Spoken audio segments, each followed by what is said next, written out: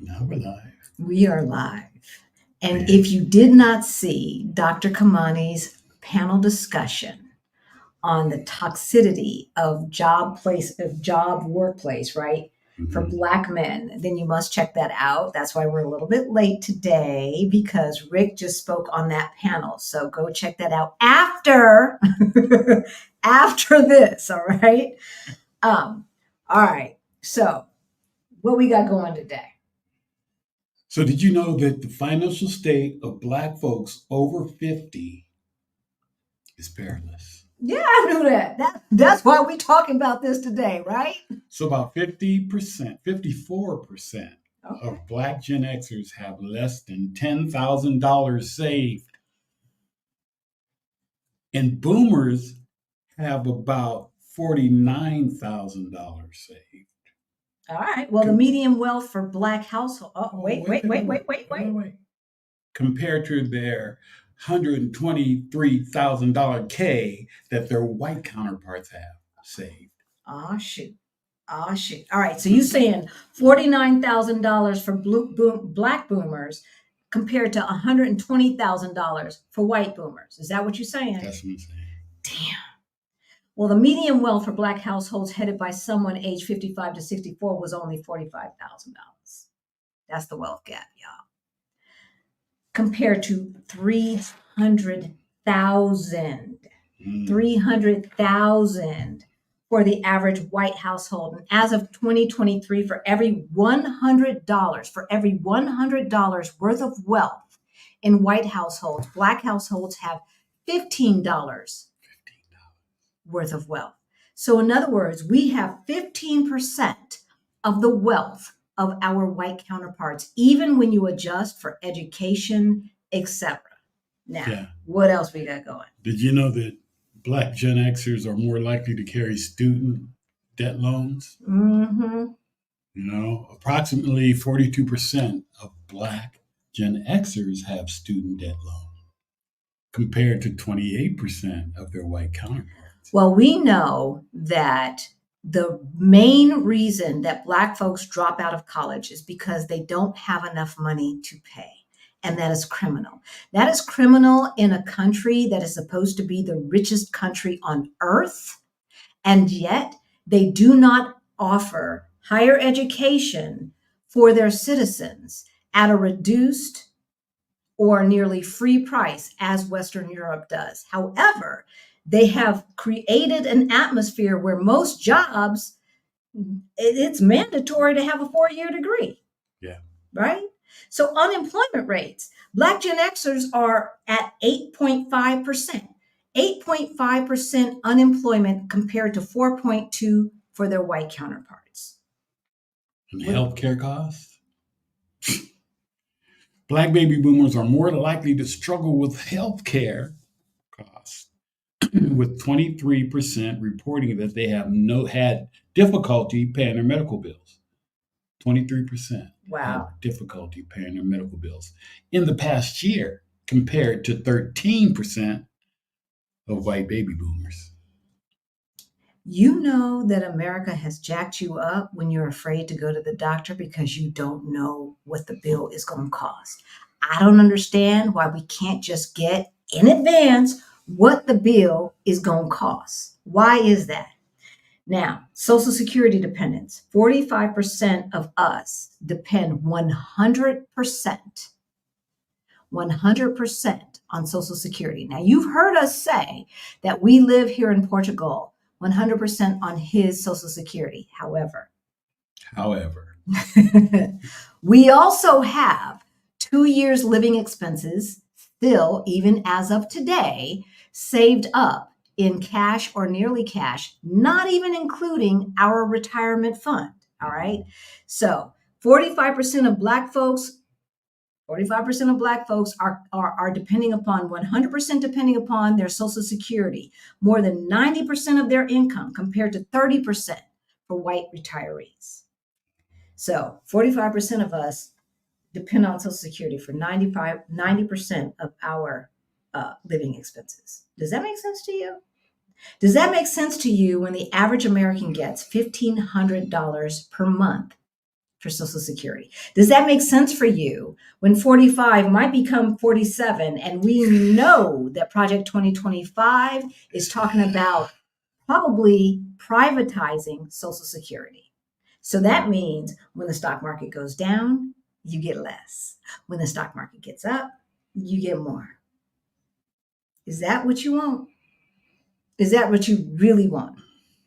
I don't think so.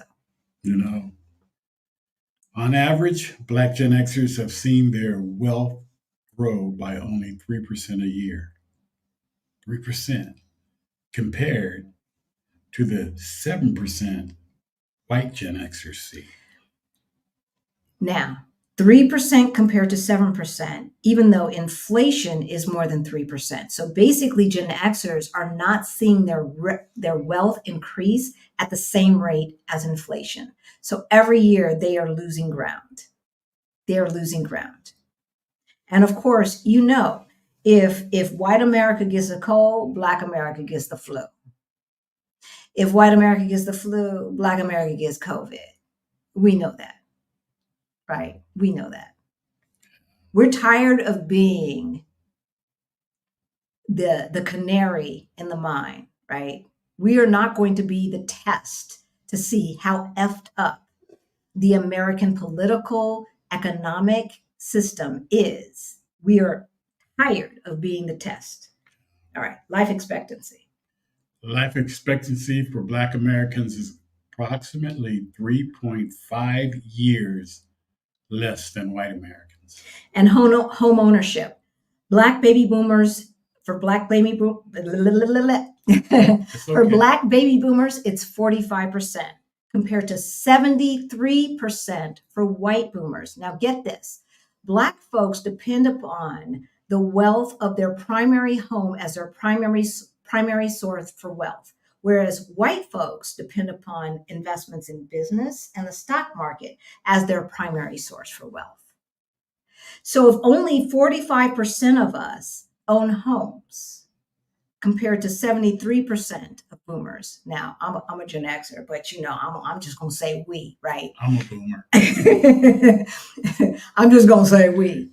If only 45% of us own homes and we depend upon that as our primary source of wealth, what is that doing? What is that doing to our overall financial health? I don't know. Boomers and older Gen Xers have weathered the stormy economic situations. And so if you think about what we have gone through in the past, 40, 50 years, right? Because Black folks of the same age group were and still are dealing with systemic racism, right? Nowhere. And financial systems that are aimed to discriminate, right? We are still having class action lawsuits against Wells Fargo and other banks who have systematically given us subprime loans, right, for home ownership, et cetera, et cetera, et cetera. And so what are we to do? Consider the fact that folks within this age group were alive when what happened? Federally sanctioned redlining. Right? Yeah, on neighborhoods and everything else. Do you if you have not read, it's not slavery by another. Yeah, it's slavery by another name. If you have not read Slavery by Another Name, we ask you to read that, because redlining and the legal rights for banks to not offer the same considerations that they offer to others that they ought to offer for us is hot, y'all. I'm gonna take this off.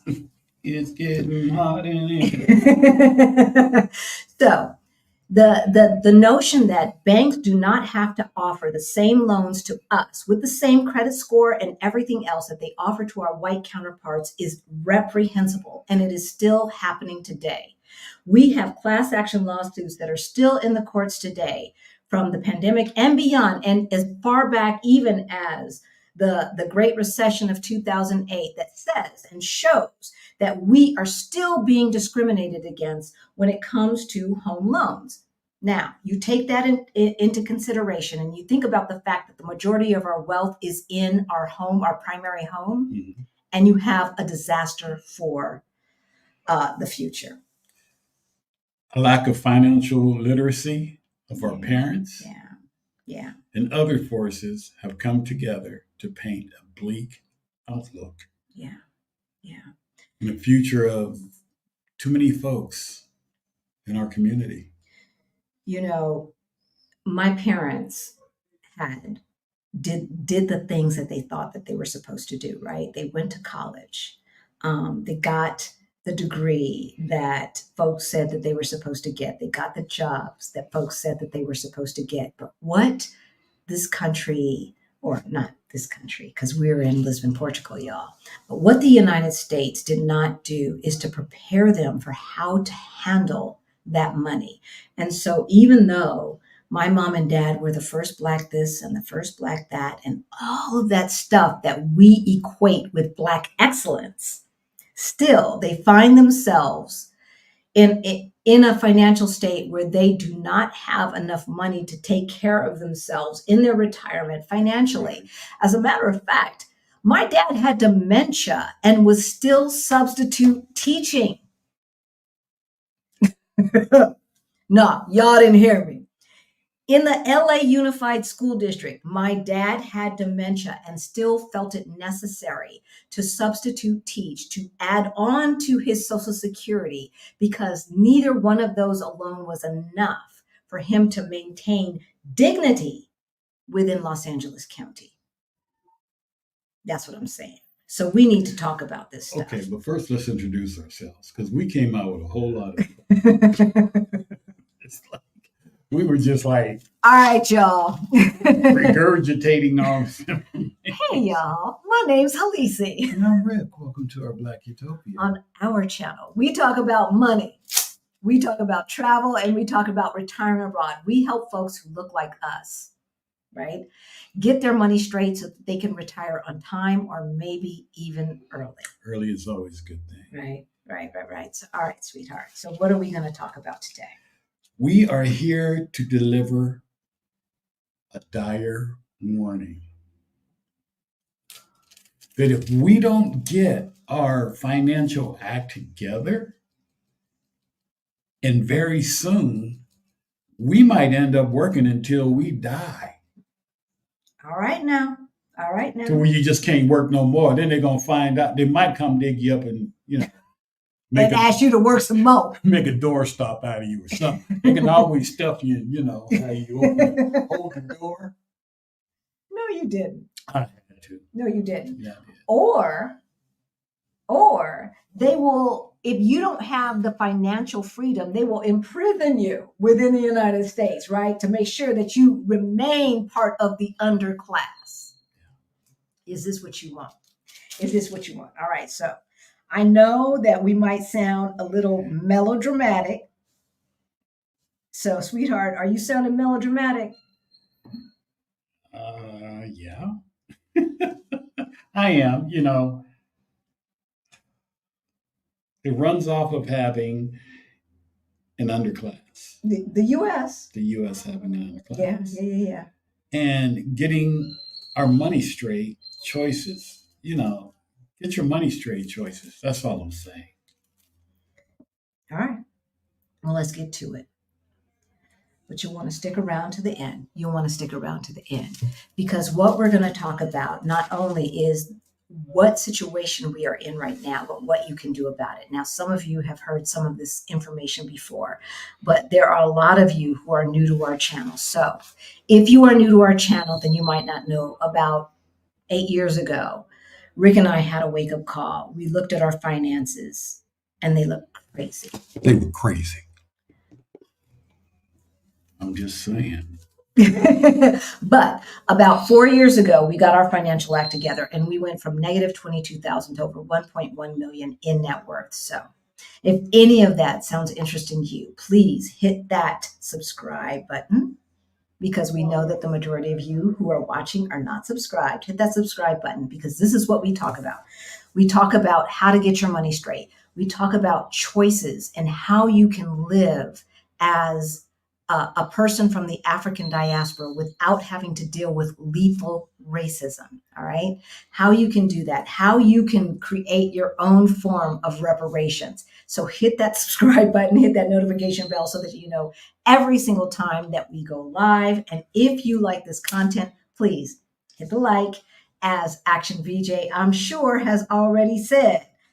Look, I don't even need to know what he said because I know that he said, what he said. Hit the like button. And that's why we love Action VJ. All right. So let's get to the first one. We are going to give you 5 things that let you know that we are in dire straits. Y'all, the internet is all abuzz about this latest shooting of a former president, if that's what you want to call him, because I thought president equaled leader, but you can't lead from behind. You got to give him his title. You can't lead from behind, but whatever. His title. Anyway, so number 45 supposedly had an assassination attempt. Now, I don't want to be thought of as InfoWars or anything like that, so I am not going to spread conspiracy theories. What we do know as a fact is some young man got it in his head to shoot, to shoot at number 45. And none of the parties involved look like us. That lets you know. However, if this situation creates a dynamic that makes more people sympathetic to him, and if the political state in our home country of America is changing, you want to make sure that your money is straight. Mm-hmm. So, number 1 is the lack of financial literacy and planning. All right. Yeah. So just poor financial planning. So we still hear from clients that they are invested in their IRA, but it hasn't grown.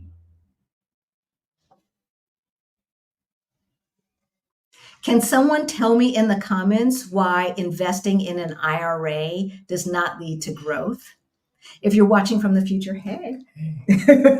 Why hasn't your IRA, when you've invested in your IRA, grown in wealth? All right. So if you don't understand what I'm talking about, then you need to join Beyond the Bling, our financial course for late bloomers. We talk about investing. That information is in the description below. But investing is not rocket science. And too many of us have no idea how to plan for our future, nor do we know how to invest or understand the stock market. I'm not talking about day trading. I'm not talking about options trading or any of that stuff. I'm talking about investing through your 401k, not through your 401k, investing through your IRA. These are just vehicles, all right? So that's what I'm talking about. You need to know your numbers. Yeah. So stick around to the end, and we will give you more information on how to figure that out. Yeah. What else? Unrealistic expectations or overly optimistic. That was me. That was me, y'all. If y'all don't know Rich and Regular, check them out. Julie and Kirsten have a lovely story that unfortunately does not remind us of ourselves, because we were both Kirsten. And if you know Rich and Regular, then you know what we're talking about. We were like, look, can I afford the payments? If I can afford the payments, let's do this thing, right? So I can always afford the minimum. Right? Too many folks believe that they will get some big score, some big raise or promotion, right? All the time. Hey, that one contract actually, yeah. That will provide them with the necessary funds to make up for the lack of planning. All right. We have a friend that says, I just want that one check. Yeah. We did talk to him. Yeah. That one check. Always looking for that one thing to come through. And especially for those of us who are creatives, right? If you are a creative person and you work, in the entertainment industry or something like that, then you know what I'm talking about. But there are others who say that big promotion, right? That 6-figure promotion, that double, triple, quadruple 6-figure promotion. When I get, 100,000 is not enough. When I get 185,000, then I'm gonna. All I need is that $1 million. Right? Too many of us believe we will be able to age in place in our dream homes, right? And that we will live until we die. And that is simply not the case. The fact that you might need extra help in your later years is not even taken into consideration. So for me, like, well, even you were like, it's too late to invest in a 401k, right? That's what he was saying. That's what he was saying. And now that is in the high 5 figures, even though he only started, in 2017? Something like that. Once we started to get our financial act together, that's when he started investing in his latest 401k. And the same is true for me. I know that in my mind, I always put the minimum, 3%. But in my mind, I was always thinking about, I'm going to get that big score. I'm going to get that contract. I'm going to sell this script. I'm going to do this. I'm going to do that. And then I'll be able to do A, B, C, D. Y'all. All right. What else? Income disparity. All right. So Black households headed by baby boomers have a median income that is 42% lower than their white households in the same age group. So there's 2 ways that you can look at this. You can look at this as sad realities and we have to fight. Or you can deal with reality and change your attitude and act your wage and stop trying to keep up with the Joneses. Say that for the people in the back. Act your what? Act your wage. Oh. So I got that from the Upgrade. All right. So if you don't follow the Upgrade, she is one of our favorite YouTubers. But here's the thing, and CK, thank you. If you want to ask a question or you want to comment, post it, put a Q in front of it. I will run that in the bottom below. But if you know that there is an income disparity, and get this, income does not equal wealth. So do not tie your income to wealth, because we know folks who are public school teachers who have reached financial independence and retired early. That's FIRE. Financial independence, retired early. We know folks who have done that on a public school teacher salary. Mm-hmm. Right? So the majority of us are probably making more than a public school teacher. What's your excuse? All right. Number 2. Inadequate savings and investments. All right. Just ain't put enough away and don't have enough investments, y'all. According to the AARP, Black workers ages 51 to 64 are the least likely among all racial and ethnic groups to have a retirement account. So older Gen Xers and Black baby boomers are least likely to have a retirement account. The average middle-class Black person retires with about $35,000 in their account, compared to $93,000 of their white counterparts. Yeah. All right. Inadequate savings and investments. All right. What else we got? Delayed savings. Many individuals did not start saving for retirement early enough. We felt we had more time, or we were overly optimistic. Right? Various studies show that a significant number of baby boomers and Gen Xers did not begin saving until their 40s or their 50s. Sorry, y'all. So if you are watching and you are under 40, stop making excuses. Just live on less. All right. You don't need that bling. You need to get beyond the bling and start saving. Right. And then there's insufficient contributions. So as I said before, I was giving about whatever the company matched. That's what I was putting in my pre-tax retirement account, 401k, 403b, et cetera, et cetera. Pre-tax retirement account, IRA. Oh, we could have both at the same time. I ain't know. I didn't have no IRA. I did not have an IRA, y'all, until I rolled over my 401k from my old jobs. That's when I got my first IRA. And so what are we talking about? 2018? 2018, and I'm about to turn 60. See how that works? You see how that works. All right. So I'm not going to, okay, that's all I'm going to give you on that. Go ahead. Well, we touched on insufficient contributions, right? Right. Okay, so did you want to tell them about the lady who had her money hidden in her house? All right, Black folks. What we don't do is put money under our mattress. Or in the mattress.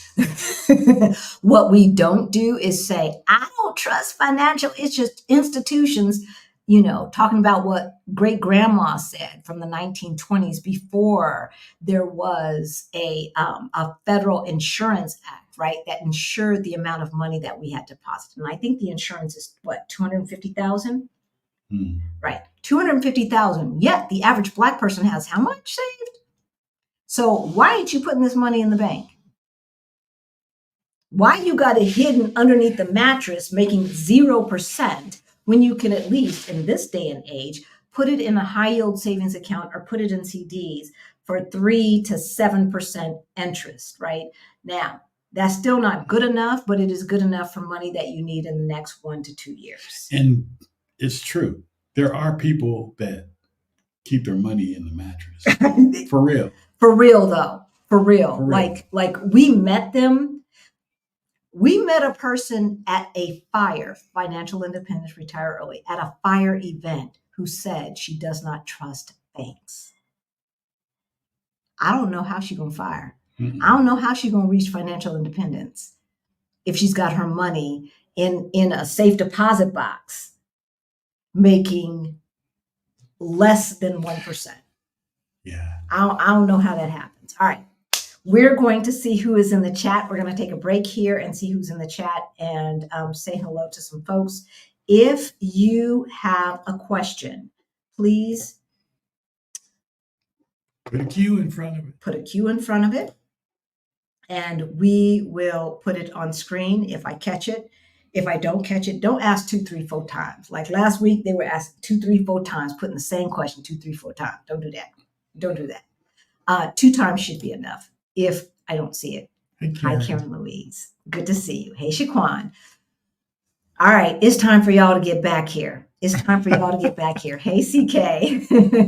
Hey, Wanda. Bryant, stylist and suitcase. I love it. I love the name. Ballerina is in the house. Hey, y'all, did you see how Lisi and Rick's in the profile pic?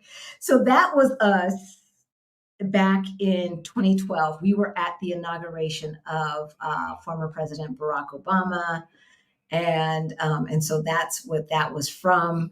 And that's when we were doing the Black excellence thing and trying to keep up with the Joneses.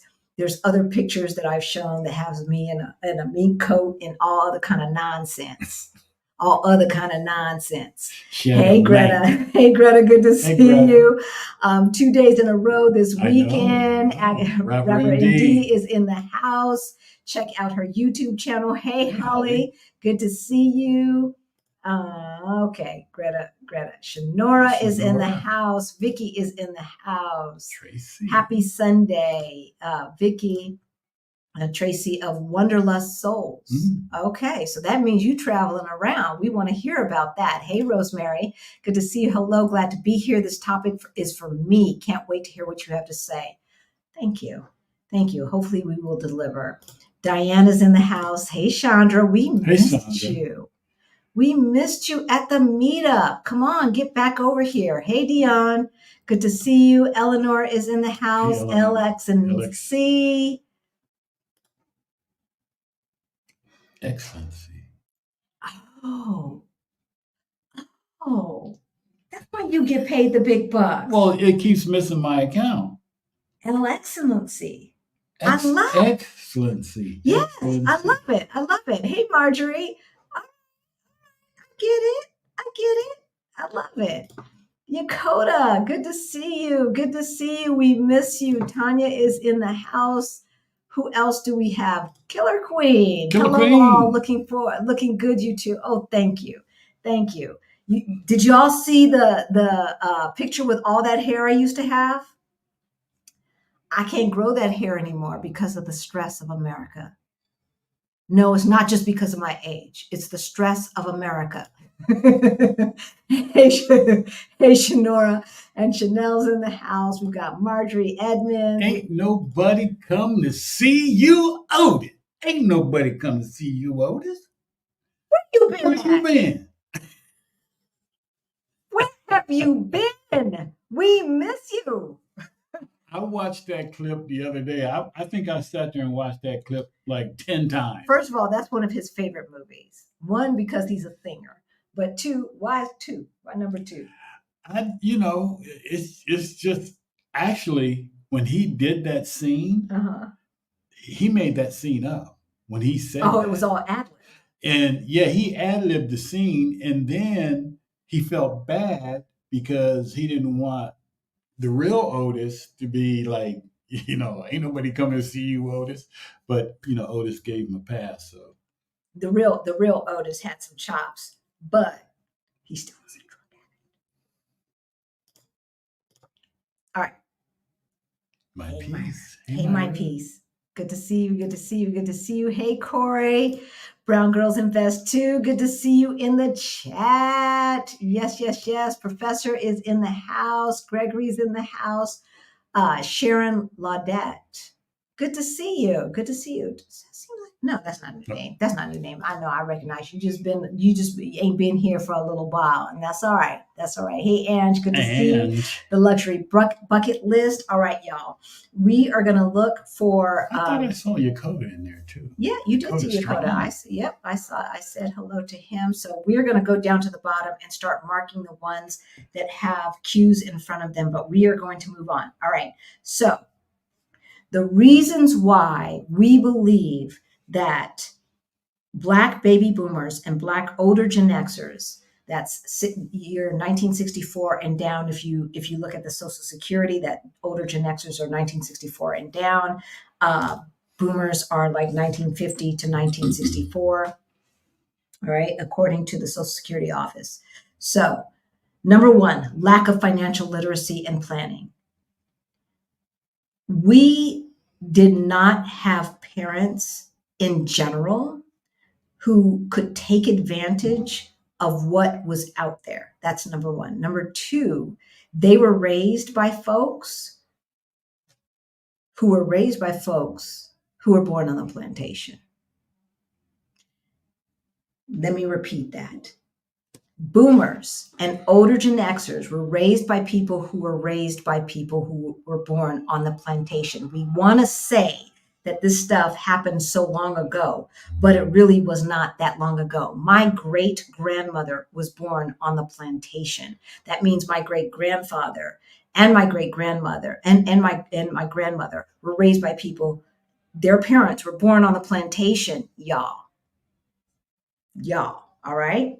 So what could they teach us? Could they teach us financial planning and literacy? Their notion was graduate from high school and get a good job. That's what their notion. And pay your bills on time.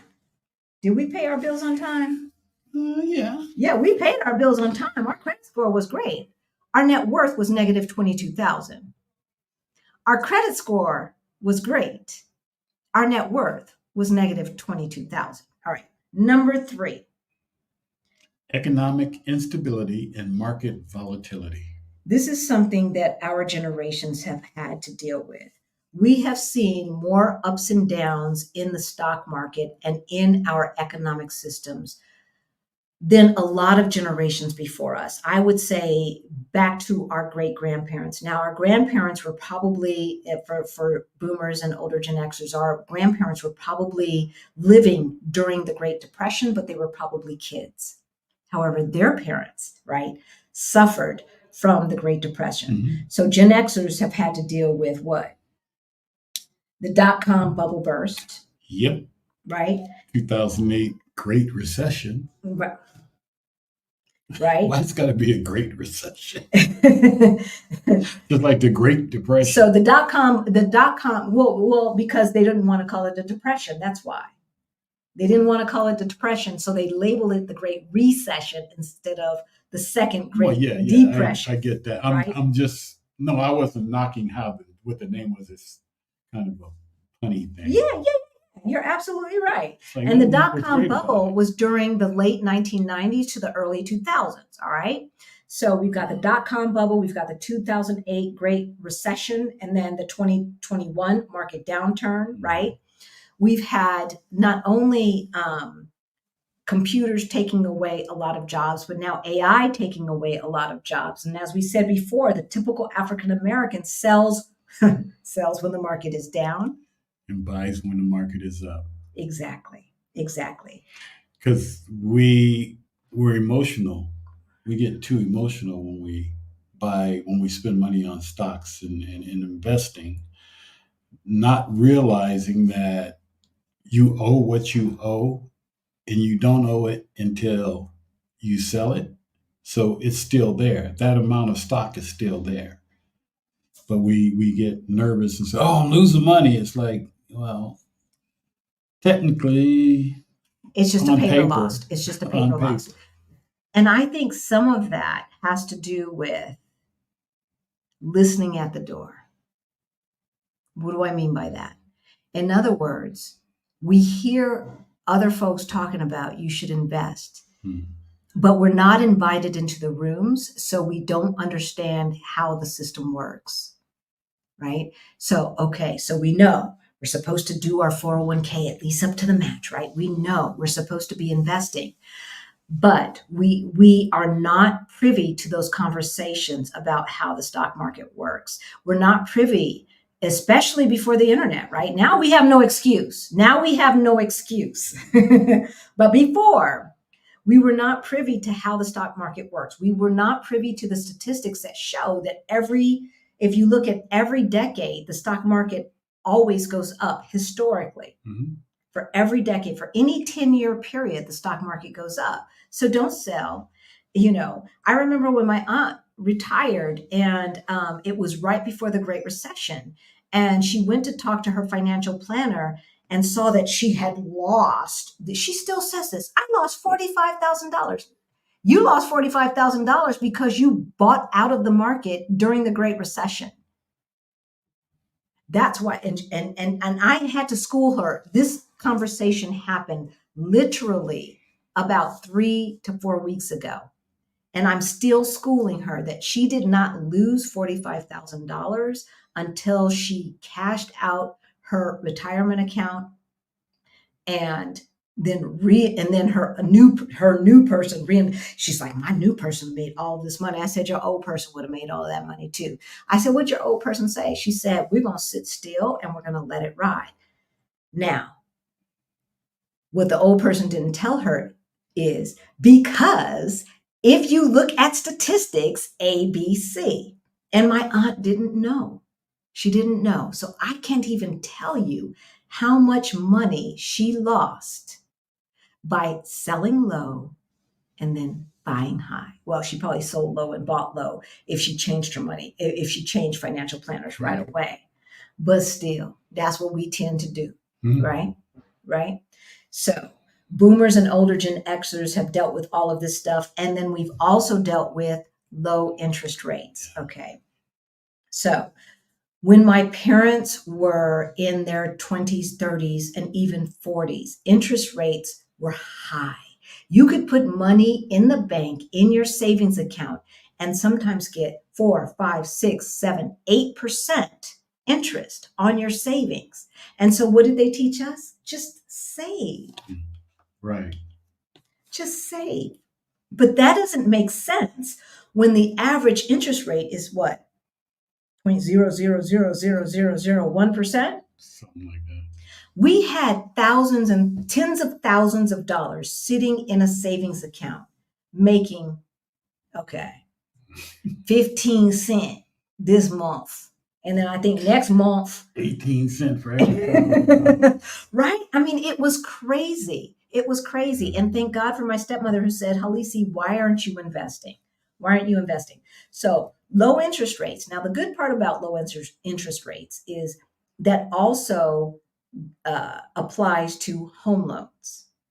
But when it comes to savings, low interest rates do not help. So the idea of making money through a savings account, like they did in the 80s, is a non-starter. And that's all that our parents knew to teach us, right? But without investment knowledge, all we knew to do was to save. Put in the savings account. Right. Or in the mattress. Do the mattress. And buy bonds, right? Savings bonds, right? From the bank, right? And then every once in a while, someone would mention a certificate of deposit or CD. But that was few and far between, right? So add to that. So, all right. So number one reason why we are in trouble, and y'all pay attention, lack of financial literacy and planning. Number two, inadequate savings and investment. Number three, economic instability and market volatility. Now you got me volatility. Thank you, baby. Thank you. Number four, increased cost of living and healthcare. Keep in mind that wages are basically, they have been stagnant since 1980s. Consider this. Adjusted for inflation, in other words, in today's dollars. That's what adjusted, when they say adjusted for inflation, that means we're going to talk to you in today's dollars so that you can understand in context what we're talking about, right? Now let's talk about gas. Gasoline as an automobile fuel. Right. I don't have gas. 1980 average wage was $7.50 or $25 in today's dollars. But today's hourly wage in today's dollars is $30 per hour. $30 per hour. In 1980, if we talk about today's dollars, in 1980, 90, 2000, 2010, 2020, 40 years ago, our buying power was only $5 less per hour than it is today. Yet inflation. Do you all understand? By today's buying power, in 1980, the average person was making $25 an hour. Today, they're making $30 an hour. Meanwhile, you could still find a gallon of gas back in the 1980s for 95 cents to $1.05, right? But today, what is it costing on average? $3.05.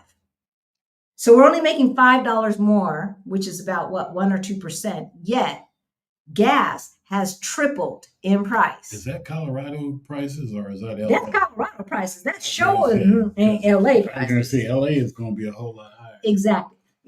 So adjusted for inflation in the 1980s, you needed to work 2.4 minutes to buy a gallon of gas as opposed to 7 minutes today. Now, I know this is granular, y'all, but I'm trying to explain to you that the situation that we are in, we are not financially prepared because the people who taught us were not living in today's times. They were not living for this extreme inflation. They were not living with the fact that the United States government has refused to up the minimum wage. They have refused to acknowledge that the way that they evaluate inflation is no longer makes sense. It no longer makes sense because they only evaluate a certain amount of things as opposed to what people are buying today. So when they talk about the rate of inflation, you've got to take it with a grain of salt. And I would say add 2 to 5% onto whatever they say. So if they say inflation is 3%, say it's 7%. All right. And if your money is not growing by 7%, you are losing money every single moment. Housing. Median home price in the 80s in today's dollars was approximately 230,000. What major city can you find a 3-bedroom, 2-bath house, because that's the average house in America? 3-bedroom, 2-bath house for $230,000 in America, in a major city? What are we doing? Who are we talking to? Yeah. What dream is this? Because right now it's 430,000. 430,000, nearly $500,000. Yet. So to save for a down payment of 5%, one must work what? How many hours? In the 1980s, how many hours did you have to work? 460 hours or 11.5 weeks. Today, 17 weeks to get that down payment. 11.5 to 17. Now you understand why we are sounding the alarm, right? Because if you wanted to pay cash back in the day for that down payment or for that house, you only had to work 4.5 years. If you could save 100% of your money, of course. Right? Today you'd have to work 7. 4.5 years compared to 7 years. 4.5 years compared to 7 years. All right, let's talk about food. We're going to talk about food. We're going to talk about rising healthcare, and then we will take questions. At the end of this, we are going to start talking about solutions. So this is not just all dire. We are going to talk about solutions. We are going to talk about what you need to do, the 5 steps that you need to do to get your money straight so that you can be on the road to recovery and you can get to financial freedom. Because I'm telling you, in this political climate, and it's global, in this political climate, the worst thing that you can do is think that this is business as usual. This is not business as usual. This is not business as usual. We are at a turning point, and I want my people to be free, y'all. I don't want you fighting, and struggling, and think that that's what you're supposed to do. We have fought enough. Our ancestors have paid the price for our freedom. Now it is up to us to make sure that we are managing the gifts that we have earned through payment of our ancestors and our own our own sacrifices, and not squander that on bullshit. Don't squander it. All right, let's talk about food. Well, thankfully, it's only slightly higher today than it was in the 80s. Well, that's good at least. Good at least. But when adjusted for inflation, one does have to work a bit more to buy the same. Now that's interesting because when I see the prices of the food, at least in LA, I was like, who can afford this? And don't even try to buy healthy food, right? Like don't even try to buy organic or something like that, because then you got to have at least mid-management type salary. And then what is true organic? Well, that's a whole different story for a different day. Time. All right. So if you have a question, let me put the banner up. If you have a question, I thought I had it up. Okay, I do. Or a comment that you would like for us. Okay, this is a $275,000 house in the 1990s. Today is almost is $750,000. Thank you, TW. Yeah. We can no longer be or think that the information that our parents and our grandparents gave us is all that is necessary for us to build the life that we want. We can no longer do that, okay? And all props to our parents and grandparents for teaching us what they knew, but they could only teach what they knew. Right. They could only teach for the time, exactly, right? And a lot of things have changed since then.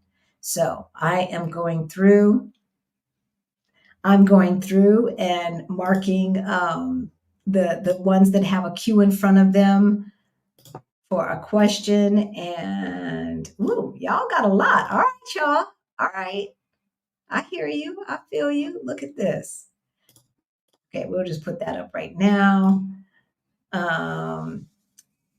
Hey, Paula. Hey, Paula. We're glad to see you. She's like, look, I came a little late. You didn't say hello to me. So I'm putting a Q in front of it to make sure. Hey, June. June's in the house. To make sure that you see I'm in the house. All right. We love you. We love you. All right. Allison, and I'm going back. CK. CK, that little bitty question mark. Put a Q, baby. You're asking me, look, I need more medicine in my glasses. I'm trying to look at all of this and try to find stuff.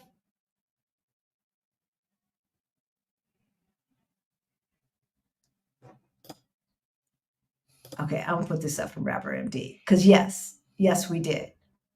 Yes, we did do that. And for those of you who want coaching on your side hustle or YouTube channel, y'all, hit us up. Well, I've learned so much. I have learned so much, and I want to share it with you. But our channel is not about how to build a channel. So that's why we don't really talk about it on YouTube. Okay, I'm going back. CK, I've got that. All right. Y'all, I'm trying to get all of it. CK. Do you think that Black baby boomers are still misinformed and not current on financial info to the point that they don't know that investing is now an option without a 5-figure account open? I think they're more informed if they want to take advantage of it. I think that a lot of boomers are nervous about it because they are just starting to realize they're not as curious as younger people, because younger people will look at all the different programs and stuff to see how easy to invest, your Robin Hoods, your what is it? I don't know, Acorns and all Acorns and all that stuff like that. So they pretty much make it almost like, I mean, it's on your phone. You can do it on your phone. Yeah. Where boomers aren't really comfortable with that. I mean, I am, because I looked into it and I looked at it, and it's when a boomer looks at a Robin Hood can't really touch Fidelity with the services or Schwab with the services. So we're used to more, how do I say, conventional. Yeah, they want to call somebody. They want to have a face-to-face meeting, right, and all of that stuff. And I just want to add on to that. We get enough calls to let us know that too many baby boomers are not aware of what investing is. Okay. As we said earlier in the intro, we've had folks and older Gen Xers, usually not younger Gen Xers, but older Gen Xers and baby boomers saying stuff like, well, I invested in my IRA, but it ain't going up.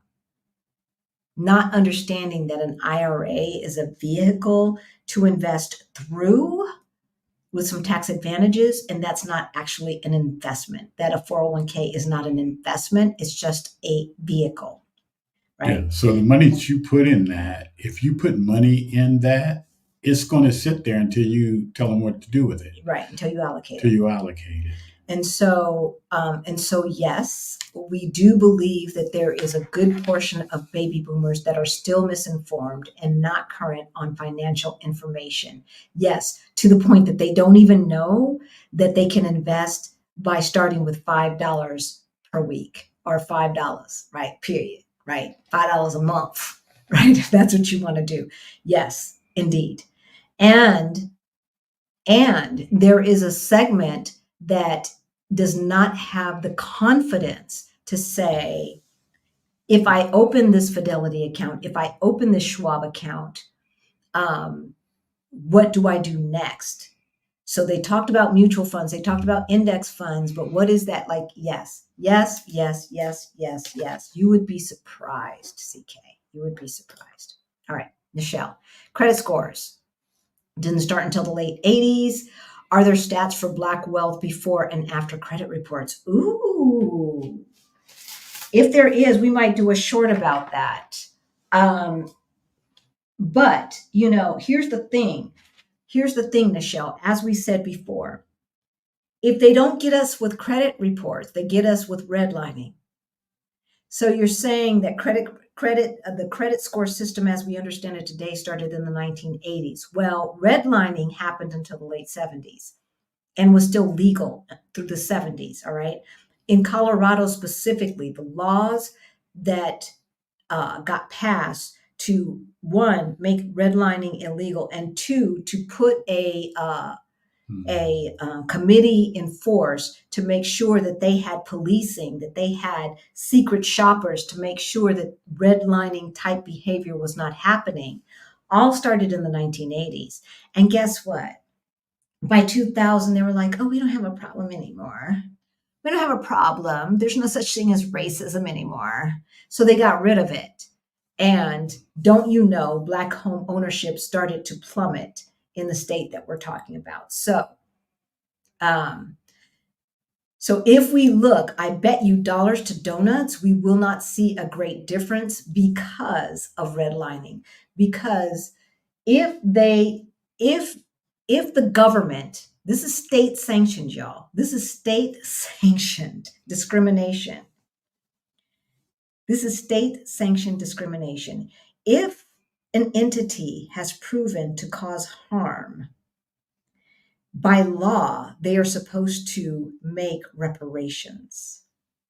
But that's a different story for a different day. We know how that works out. That's a different story for a different day. So this is state sanctioned, right? This redlining, right?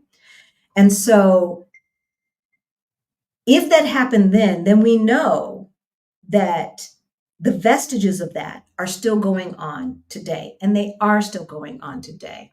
Not only that, not only did they say that we had to buy in a certain area, they also were allowed to tell banks that you don't have to loan in those areas because those areas are more likely to default on a loan. Now,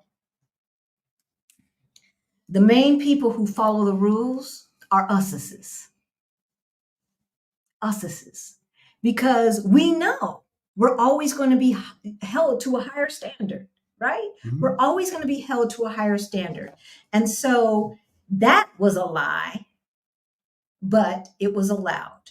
And so not only did we have to buy in a certain neighborhood, but then banks were allowed to either discriminate or offer basically subprime loans, very high interest loans to those of us who lived in those areas.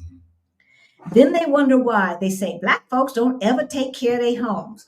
Well, if you thought you only had to put down 3 to 10% to get that house, and now they're asking for 20%, and you thought that, the person that you talked to at work said they got a loan for 10%, because back in the day they were up around 7 to 10%, right? My parents' loan in the house that I grew up was 10%. So you're expecting 10%. So you do the math, right? You got a little education, you doing the math because that's what your colleague told you. But then you go to get your loan and they're talking about 18%, 15%. Right. Well, but now everybody's set on getting this house. You're emotionally committed to getting this house. Okay, well, we just going to do what we got to do. Yeah, we'll figure it out. And then there's no money left over for upkeep. There's no money left over for this, for that, and the other. And so, yeah. It would be interesting to see, Nichelle, but I'm not so sure. Can you address investing in annuities and alternative choices? Someone asked the question without a question mark, KCK. Look, every time I hear annuities and I look it up, it looks like whole life insurance, which is a scam. You invest in equities, not anything else, Do not let anybody sell you anything else that is BS. Yeah, we've never invested. That has high fees. Yes, I did. In annuities? Before we were married. I knew you, but we weren't married yet. We were just dating. And I made that mistake. And my Jewish boss said, don't do that, Halisi. Let me teach you. My ego said, I got this. I didn't have this. Okay. So we invest in equities. Google it. All right.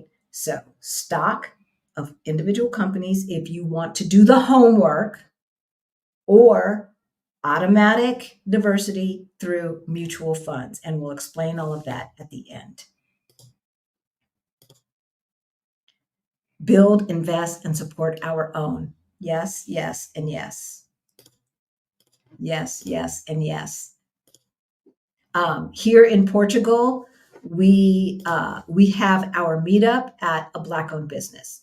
Last year, we had our meetup at a Black-owned business. This is what we do. Now, everyone from the continent or whose ancestors are from the continent don't do that. No. But we do that. And our community does that. And Heather in Black in Portugal preaches that. So I just want to give a shout out. History. During the Great Depression is when the wealthy Black communities were burned to the ground because Black people weren't allowed to invest in the stock market, so they lost nothing. Well, that's not necessarily true, 60 plus Black women expats. So I actually wrote a script on Black Wall Street, and we were invested in the stock market. And so we did lose. But we were invested in the stock market through white folks. We had to get white allies to invest for us. And so we were invested and we lost. And we lost, right? But we were also invested in local oil digs and things like that. And so because of that, we didn't lose everything. But we Black folks, we find a way. Don't tell us what we can't do. We gonna find a way. Everything is figure outable. And so even in those days, we were invested in the stock market through our white allies. Mm-hmm. And praise God for them. So there are ETFs that mimic the S&P 500 to get started, low to no fees, right? Absolutely. We will, if you want to know the difference between an ETF and an index fund and all of that stuff, number one, start with Beyond the Bling, our financial course for late bloomers. The information is in the description below. I'm not sure how much we will go into that at the end of this, but we were just talking about this yesterday because in Beyond the Bling, every second Sunday, we have live Q&A and group coaching. So if you want help getting your money straight, you know what to do. Hey, D. You haven't made or lost money until you sell. That part. Right. That part. And that's what my aunt didn't understand, right? She was so proud that she had put so much money into her 401k. And then she retired in 2007. By late 2008, she was all panicked. I remember her saying all this stuff. And I was like, well, I'm not retired. I don't know what to do with my 401k. So I'm going to let it ride. Thank God I did. Thank God my ignorance kept me paralyzed. And I knew what I didn't know. Unfortunately, people who think they know everything. Because these financial advisors, some of them assume you know more than you do. So when her financial advisor told her to let it ride, I don't think that she understood that my aunt did not understand what that meant and the statistics behind it to support that strategic maneuver. All right. So that's number one. Number two, never have anyone know more about your money than you do. All right. It's your money. Your financial advisor does not have to retire on your money. So don't depend on him or her to give you the best advice. Depend upon him or her to give you sound financial advice and sound financial advice where they'll get a kickback a lot of times. How long is the process to moving to Portugal and obtaining your visa? Baby, we ain't talking about that today. Yvette, I'm going to save this for later. If you stick around to the end, we will answer questions about Portugal. I have a few $1,000s and want to invest some, but not sure where I put a few in a CD, but I want to do more. Where can I put the, okay, we'll talk about that at the end when we get to solutions. So I'm going to save that. Didn't you guys do a session on ETFs and how to calculate your financial advisor is making on your profile, which one was it? Or do I put that in the search? I don't know. I don't know. Well, whatever the cost was. Maybe ETF. we've done 100 and almost 200 videos, baby. I don't remember. We did do one about who our financial advisor was. We might have done one about ETFs, y'all. We have playlists. We have a Get Your Money Straight playlist, and we have another money playlist. So between the two of them, I would look. Oh, money mindset. Mhm. So one is about mindset with a little bit about tactical, and then Get Your Money Straight is all tactical. So I would start there. And you can find all of that on the main page of our YouTube channel. All right, I'm gonna hide that, get rid of that. All right, Paula. Hey, thank you. Thank you, thank you, thank you. Hey, Marilyn, haven't seen you in a while. It is essential to purchase long-term care while you're in your 50s. Nah, in order to weather dementia or Alzheimer diagnosis. No, it is essential that you purchase long-term care as early as possible. As early as possible. For instance, I pay for long-term care insurance in the United States because, look, choices, right? Choices. Our plan is to live here for the foreseeable future, but we never know. So choices. So I maintain my long-term care insurance, and I got it when I was in my 30s. I pay $400 per year. We pay $200 a month for his. All right. So get it at as early as possible, because the earlier you get it, the lower it is. Also, check with your job. I got my long-term care insurance through my job, and it was portable. In other words, I could take it with me, unlike the healthcare insurance that you usually get through your job. The long-term care insurance, I could take with me. So once I took it with me, I still got the discount that I got when I was back at that job. And that's why I only pay $400 a year for long-term care insurance. What alphabet do I use if I have an answer, not a question? Just put a Q in. Example, an IRA is an individual retirement account. Oh, I'm sorry. It's an account, not an investment instrument. Exactly. Yeah, for those of you, I do assume sometimes it is difficult to remember not knowing. And so, yes, I do assume that everybody knows what an IRA is, but our community member has just told you. And so, yes, civil asset forfeiture is real, alive, and thriving in the USA. If you can't explain the money under your mattress, the government will seize it. Making money off it is the least of your problems, right? Right. And so she's got a point. She's got a point here. I don't want to be that cynical, but she's absolutely right. Right? Like, the U.S. government is the most intrusive government, or one of the most intrusive on the planet.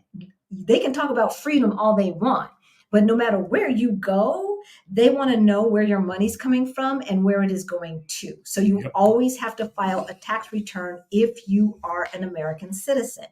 If you are an American citizen and you put money into a bank account that is, okay, that's Portugal, that is, if you put money into a bank account that is not on US soil and is over 10,000, you got to let the government know that you put more than $10,000 in a bank account, even if it's only in there for 30 seconds while you're transferring it to your new landlord. Right. This is something that you have to do. So yes, yes, yes, yes, absolutely. D. Oliver, I have a few $1,000s and want to invest some, but not sure where to put it. Okay, I said I will save that till the end, especially when you get 5% interest, right, Allison? So if inflation is 7% and you are getting 5% interest, you are losing 2% buying power every single minute that money is sitting there. So you're actually losing money by putting your money into an account, right? That's just the bottom line. And this is how money works. And these are the things that were not taught to me by my parents because they simply did not think that deeply about finances. Don't you think that boomers thought that their houses would be their investments for retirement and thus failed to invest via brokerage to gain compound interest, property rich but cash poor? For some, a lot, yes. Yeah. And we did a video called Are You Cash Rich? Are You House Rich but Cash Poor? And we talked about how we gave a case study actually about how you can retire off the equity in your home. But yes, absolutely. I mean, for my grandparents, right? Your grandparents, your parents probably, the ultimate was owning a home. Mm-hmm. Owning a home. Owning a home is not an investment. Okay. Owning a home is not an investment. Why? Because investments produce income. And a home does not produce income. You've got to live somewhere. Yeah. You've got to live somewhere. So, all right. That doesn't mean it cannot be an investment. Right. Some might think when you say owning a home, they might think that the home is their investment. And what she is saying is the house is an investment if you're renting it out and you're making money off of it. But a home is what you're creating. Your primary home, residence, if you own it, that's not an investment. No. Necessarily, right? If you think about it as an investment as opposed to my forever home, then yes. But if you think this is my forever home and you think of it as an investment, then that's an oxymoron, right? It can't be for your forever home and be an investment at the same time. I believe in Roth. Allison Rose says. So a Roth is a tax advantaged account. Whether it is pre-tax or post-tax, you can grow tax-free as opposed to a regular brokerage account where you will have to pay taxes conceivably on that growth every year. Isn't the tax basis on retirement accounts at income tax level versus tax basis on brokerage accounts, which is considered gains, not income or losses? Okay, first of all, we ain't tax accountants. We ain't tax accountants, y'all. Okay, but it depends. So, isn't the tax basis on retirement accounts, that means pre-tax accounts, I'm assuming that you are talking about at income tax level? Yes. And the assumption is that you will be at a lower income tax rate by the time you start withdrawing. So, for instance, you could have been at a tax level, netting, let's just say, $100,000 a year. And you were at that tax level of a taxable income of $100,000 a year. By the time you retire, hopefully you have reduced your expenses down to maybe you are living off of $50,000 a year. So now when you take out a little bit of money out of your 401k or whatever pre-tax account you have, 403b, et cetera, you're now taxed at a $50,000 rate as opposed to a $100,000 rate, okay? So that's what CK is talking about. At a brokerage account, you are taxed on that gain every year at whatever income level you are at. And so, that's passive income. So it's taxed at the passive income level. But depending upon what your earned income rate is, it might be the same. It just depends, CK. Now, if you're taxed at 100,000 and you're taking out 20,000 of your 401k, 403b, et cetera, then obviously 100,000 back in the day, then obviously that's different. But it could be the same, depending. All right. Rosemary, I know that lack of financial education is our downfall. Yeah, baby. I'm hoping younger people on this chat are listening intensely. Thank you. I'm a baby boomer who is working to supplement Social Security. And that's the thing, you guys. That's what we don't want. That's what we don't want. And I remember hearing from someone who's older than me, baby boomer generation, and she had already retired. And unfortunately, the majority of her income was coming from Social Security, and she was doing Uber on the side. And then it dawned on her that she'll have to be doing Uber for the rest of her life. She will have to be doing Uber for the rest of her life if she wants to maintain just that level of income, just that level of living. And that's a sad reality because obviously she cannot do Uber for the rest of her life.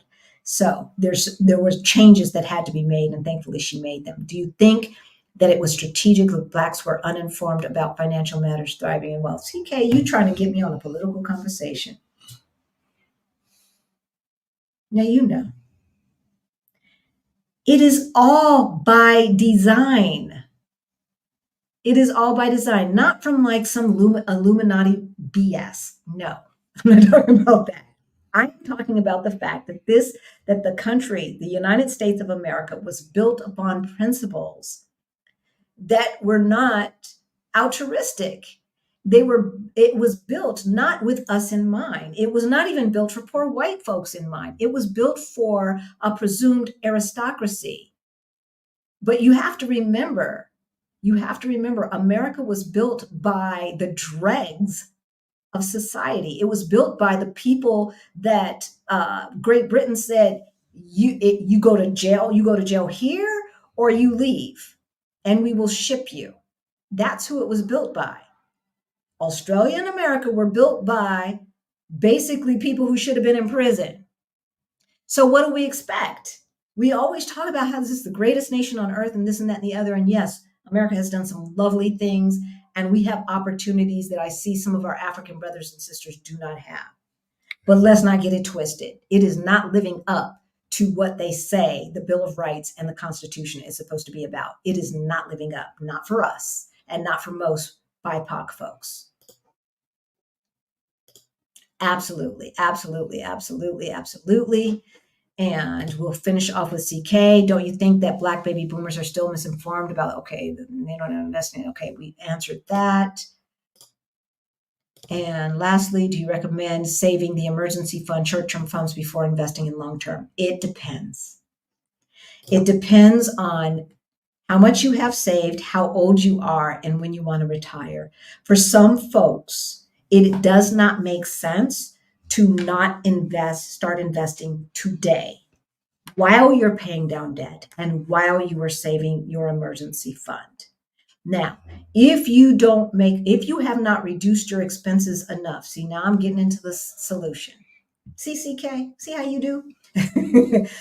If you do not make enough to cover your expenses, then reduce your expenses. But investing in the stock market is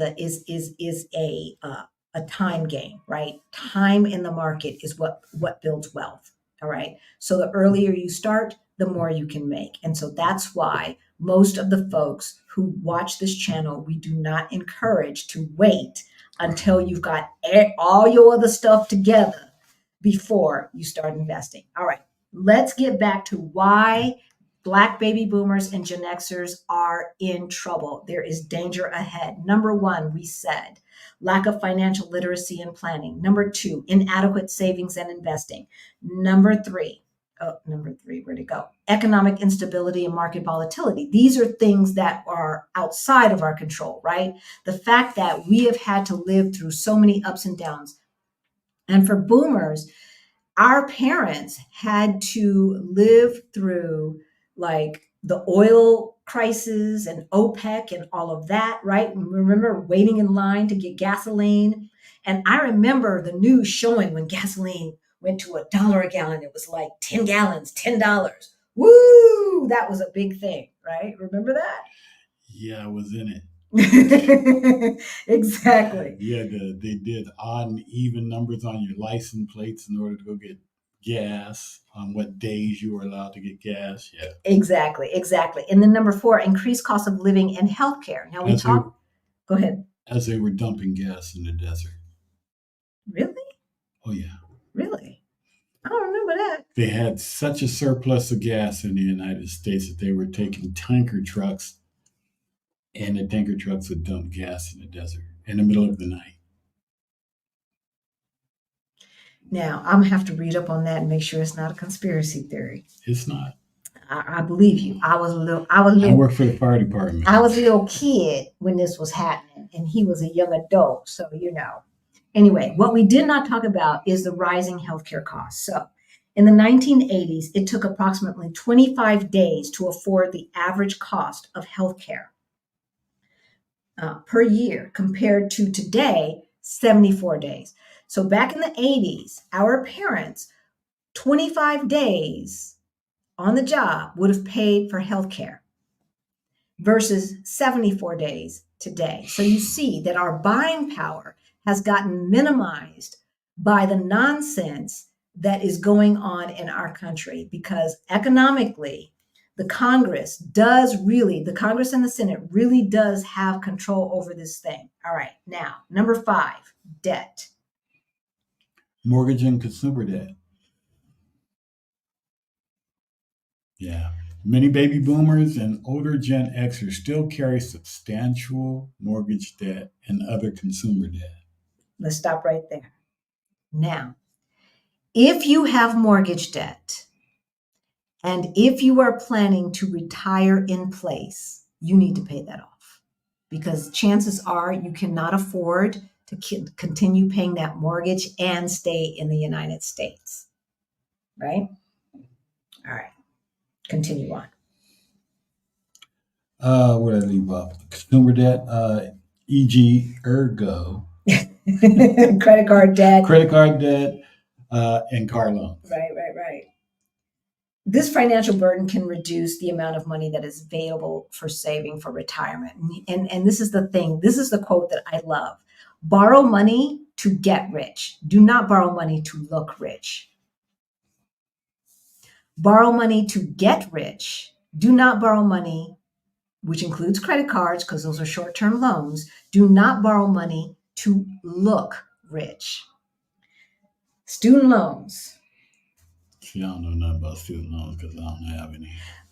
I got student loans. Well, I guess I got them if you got them. That's right. Older Gen Xers are still paying off their student loans or have taken on new loans to get more education, to make more money so that they can finally catch up, right? Or to pay for their children's education. Right? Do not get that parent loan. Don't do it. Don't do it. Do not do it. Do not get that parent loan. And don't be like me. Don't co-sign any loans either. Don't do it. If you cannot afford to pay cash, if your kid cannot get the scholarships necessary to pay for his or her education, bring them to Europe and let them go. If they can get in, let them go to school over here. Do not go into debt. It is not worth it anymore. There are too many ways to make money in 2024, 2025 plus. Now, here it is. The tax system in America is racist. Oh, you heard me. The tax system in America is racist. And the reason why I say that is because the majority of folks who are in the sandwich generation, who are financially obligated to help their parents and help their kids, the majority of those folks are POCs and or Black. Yet, if your parent is dependent upon you for their financial well-being, your write-off on taxes is $500. Meanwhile, to write off a kid, I think is $2,900, $2,000. $2,000 write-off on a kid, which are the majority of white folks. Only $500 to write off a parent.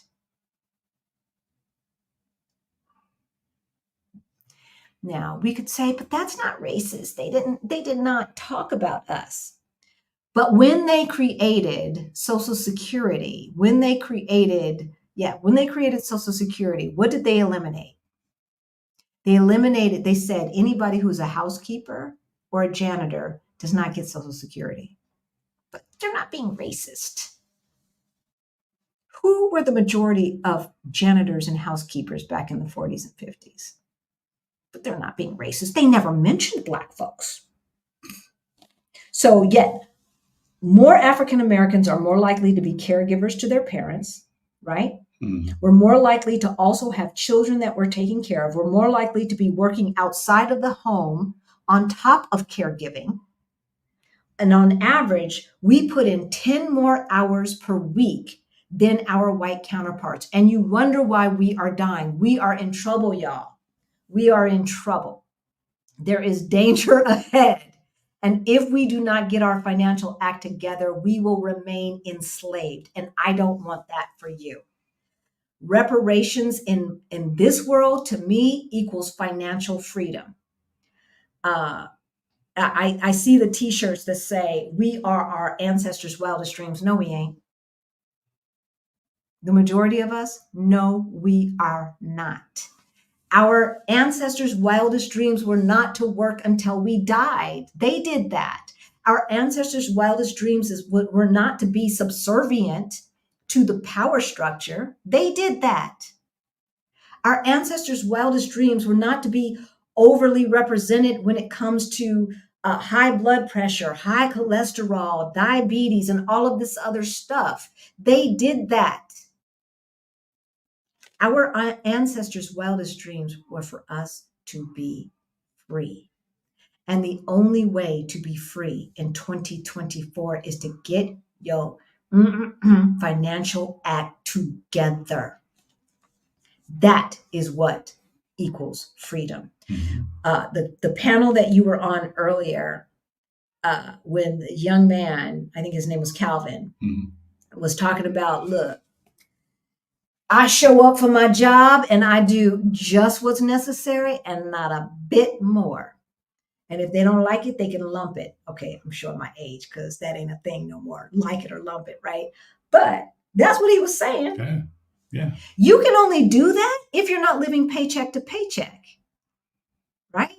You cannot say no. These videos that I watch. So Oh, no. God, I love those videos. So no. So what you're asking me to do is to be available on weekends for free. So I will send you an invoice, right? Like we don't, too many of us do not have the option to say some SHIT like that because we are not in the financial position to do so.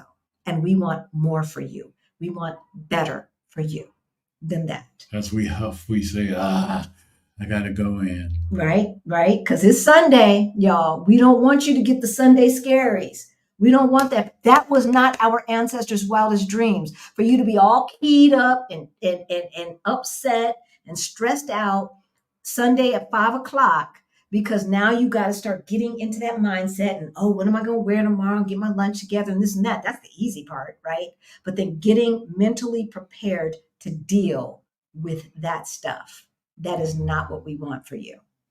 It is a whole different thing. If you love the work that you do, but we still have to work with people, right? If you love the work that you do and you know you could take it or leave it because you are financially secure enough to be able to have a year off and it ain't no thing, you could find a better job, then doesn't it feel different on Sunday? When you know if they show up crazy, getting in your face on Monday morning, you can say, you know what? Let's let Friday be my last day. Yeah, see you. Oh, but you've got to give 2 weeks notice. Well, really? Because you didn't give 2 weeks notice to homeboy that you just fired. Financial freedom means you can say some stuff like that. All right. We're going to answer questions. Then we will get to solutions.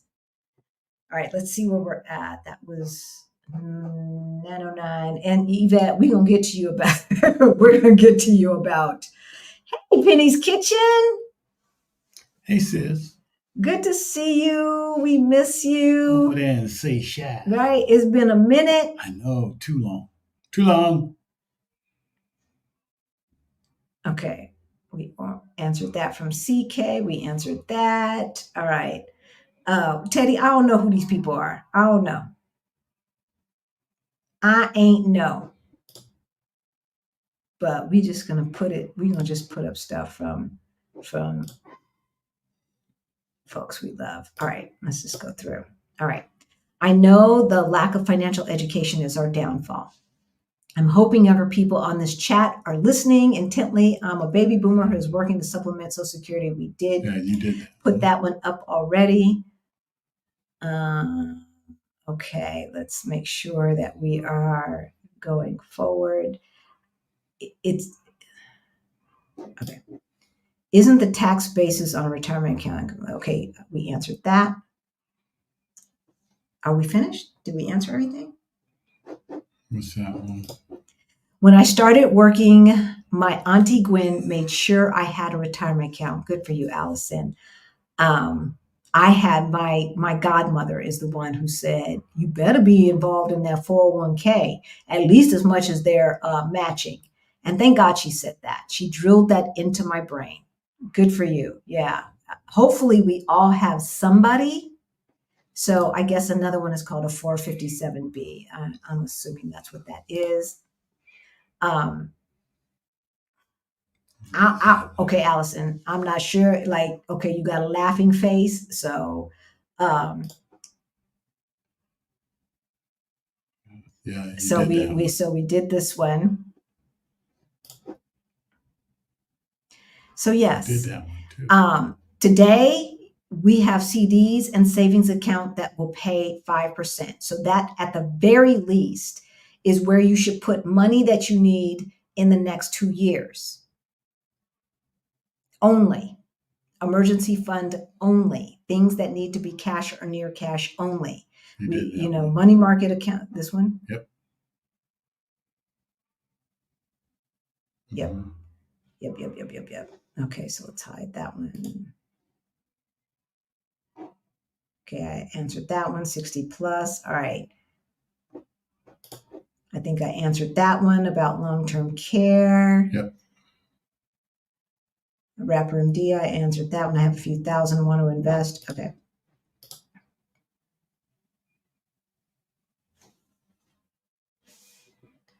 All right. I'm going to start that again.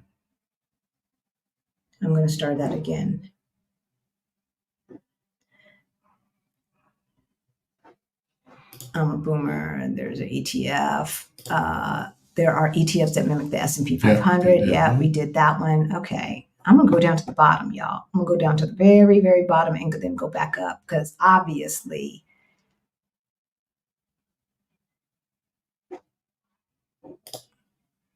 a home can be an investment and can produce income even if I lived in it. Yes. It may produce regular income unless rented out. But if you purchase a home for $300,000, sell for $500,000, that's income. Yes, but if it's for your forever home, Andrew, then it's not. That's what I'm saying, right? So your primary home could be an investment if you look at it that way. You could get a roommate. You could build something over your garage and rent that out. You could be thinking of it as the equity out of it is what you are going to use to retire on. But too many of us in America look at the home as an investment with no intention on ever moving out. Right. Okay. So that's what I mean, that your primary home is not an investment unless you choose it to be so. Let's not get it twisted. Because that's what grandma always said. Buy a home, buy a home, buy a home. That's what mom and dad, buy a home, buy a home, buy a home. That's your investment. That's your security. Not necessarily. Not if you plan to age in place and stay there till you die. And with no intent on renting out a room, with no intent on having a guest suite, a mother-in-law suite that you're going to rent out and produce income, etc. Otherwise, it's income for another generation. After you die and you leave it to the grandkids and they sell it off because they ain't got no sense. All right. So that's what that is. With student loans, you can get them deferred or forbearance and protect your credit score in that time frame. Yes and no. Do you have private student loans or public student loans? If you have public student loans, then perhaps. If you have private, then no. They don't care. They want their money. They don't care about your financial situation, just like A credit card doesn't care about your financial situation. They will do a little forbearance, but you'll still be racking up 8, 9, 10% in interest. It is ridiculous. It is asinine, and it is destroying the American economy.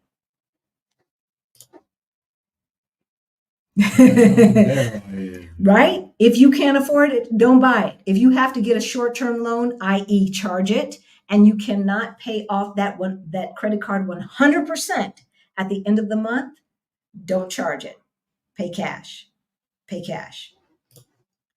Sharonda, I'm 47. 2 years ago, I started investing 50% of my income. Right.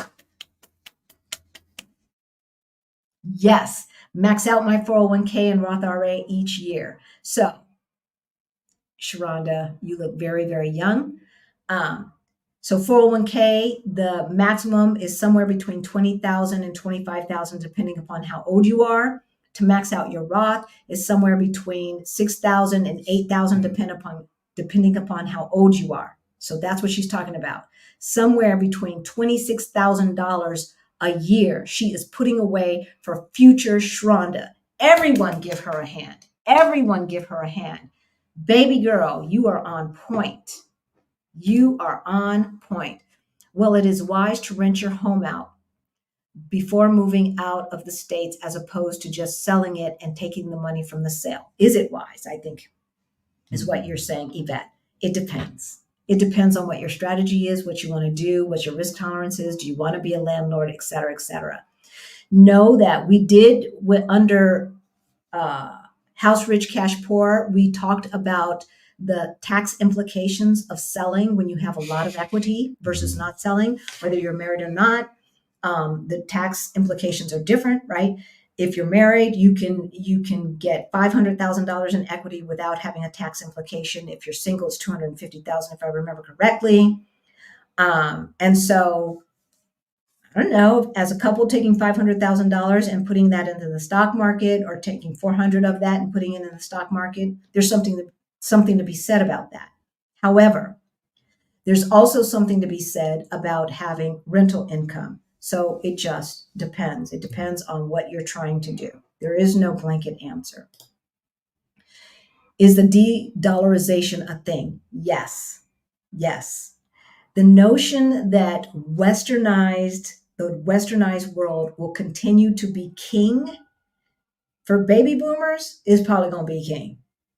For our kids, may not. So we need to educate our kids on how to remain financially agile as the power brokers fight over whatever the heck they're fighting over. I don't know. I don't care. It's not my problem. It's not my problem. That's a them problem, not a me problem.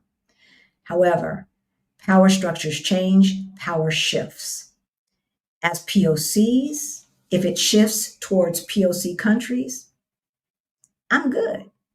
I'm good, right? I will start transferring money. I will start paying attention. I will know to move my dollars into another currency if that is what is necessary. All right. So keep agile, but make sure that you are paying attention. The de-dollarization is a thing, and there are powers at B that are tired of the westernized world being the boss of them.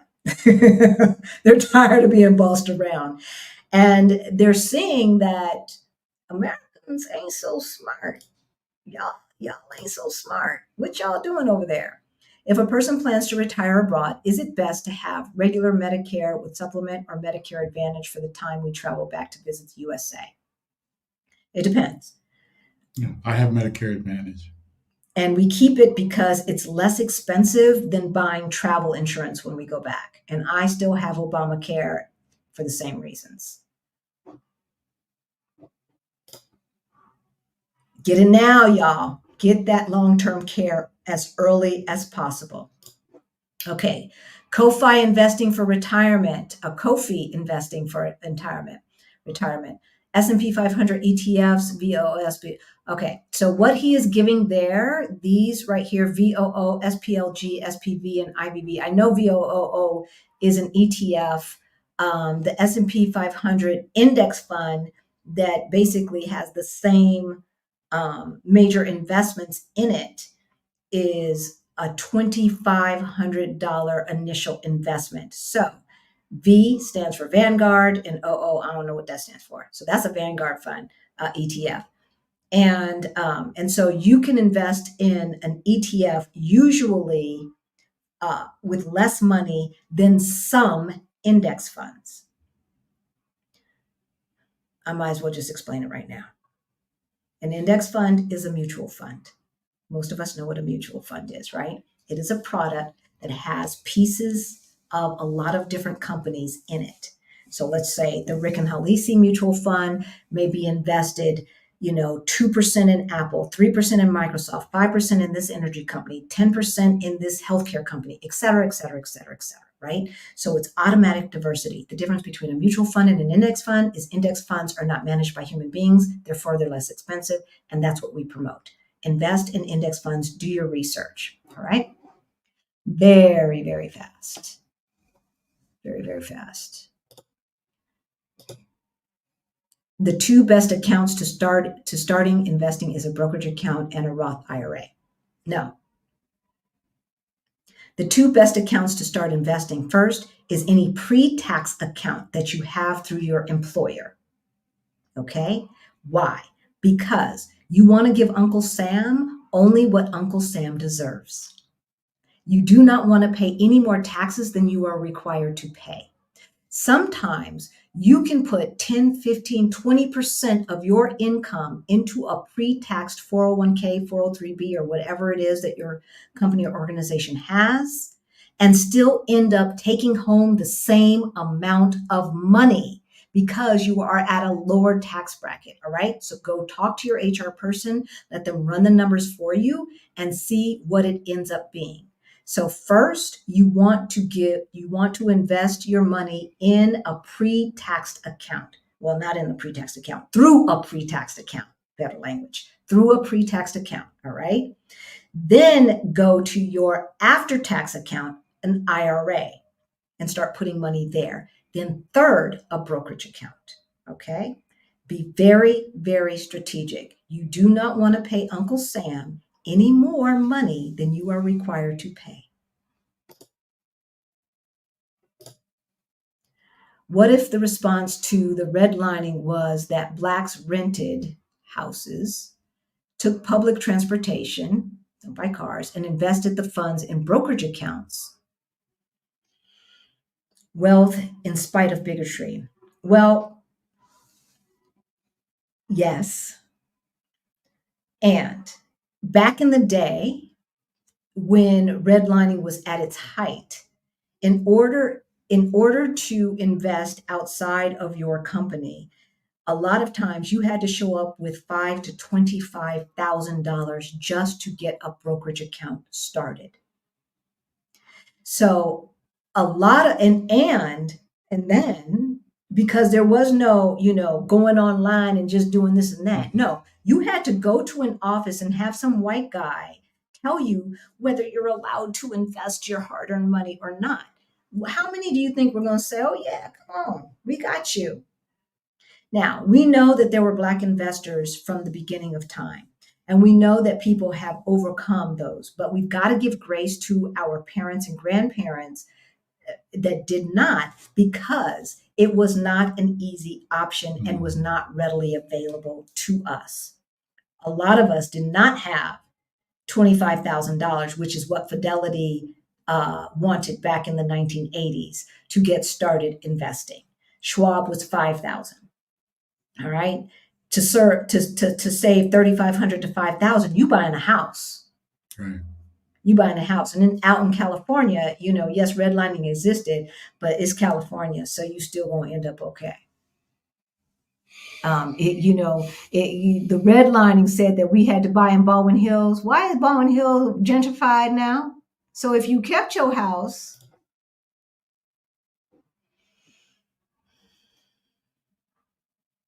Yvette, what I want you to do is to check the fees. How much are you paying for the privilege of putting your money through this annuity thing, that where they're trying to say that they can guarantee that you're going to get X amount? Well, if the guarantee is at all based upon the stock market, they cannot guarantee doodly squat. Read the fine print. But what I want to know is how much in fees are they charging you for the privilege of doing what? You heard baby girl talk about she's saving 50%. She's maxing out everything. That means she is saving a minimum of $26,000 a year and investing that. What is the annuity doing? What I've seen is high fees. And, you may say, well, it's only 3%. Well, let's just say you save $500,000 times 0.03. That's what they're getting. To do what? Not to beat the market, because they're not beating the market. They're not. No one ever beats the market. So they're not beating the market. What are they doing? And why should you give them money when you could be putting that money in your own brokerage account, in your own IRA, in your own 401k? What are they really doing? Two best accounts Black people should start. Okay, we talked about that. And yes, two best, yes, but not start, right? Not start. We're going to start with our pre-tax account. Always start with your pre-tax account. Okay. 401k, 403b, et cetera, et cetera. Very true about redlining. It seems it went right along with gerrymandering. It did. It did, Nichelle. And I don't want to get too political, but if you look at the maps for redlining and you look at current gentrification, you will see a lot of similarities.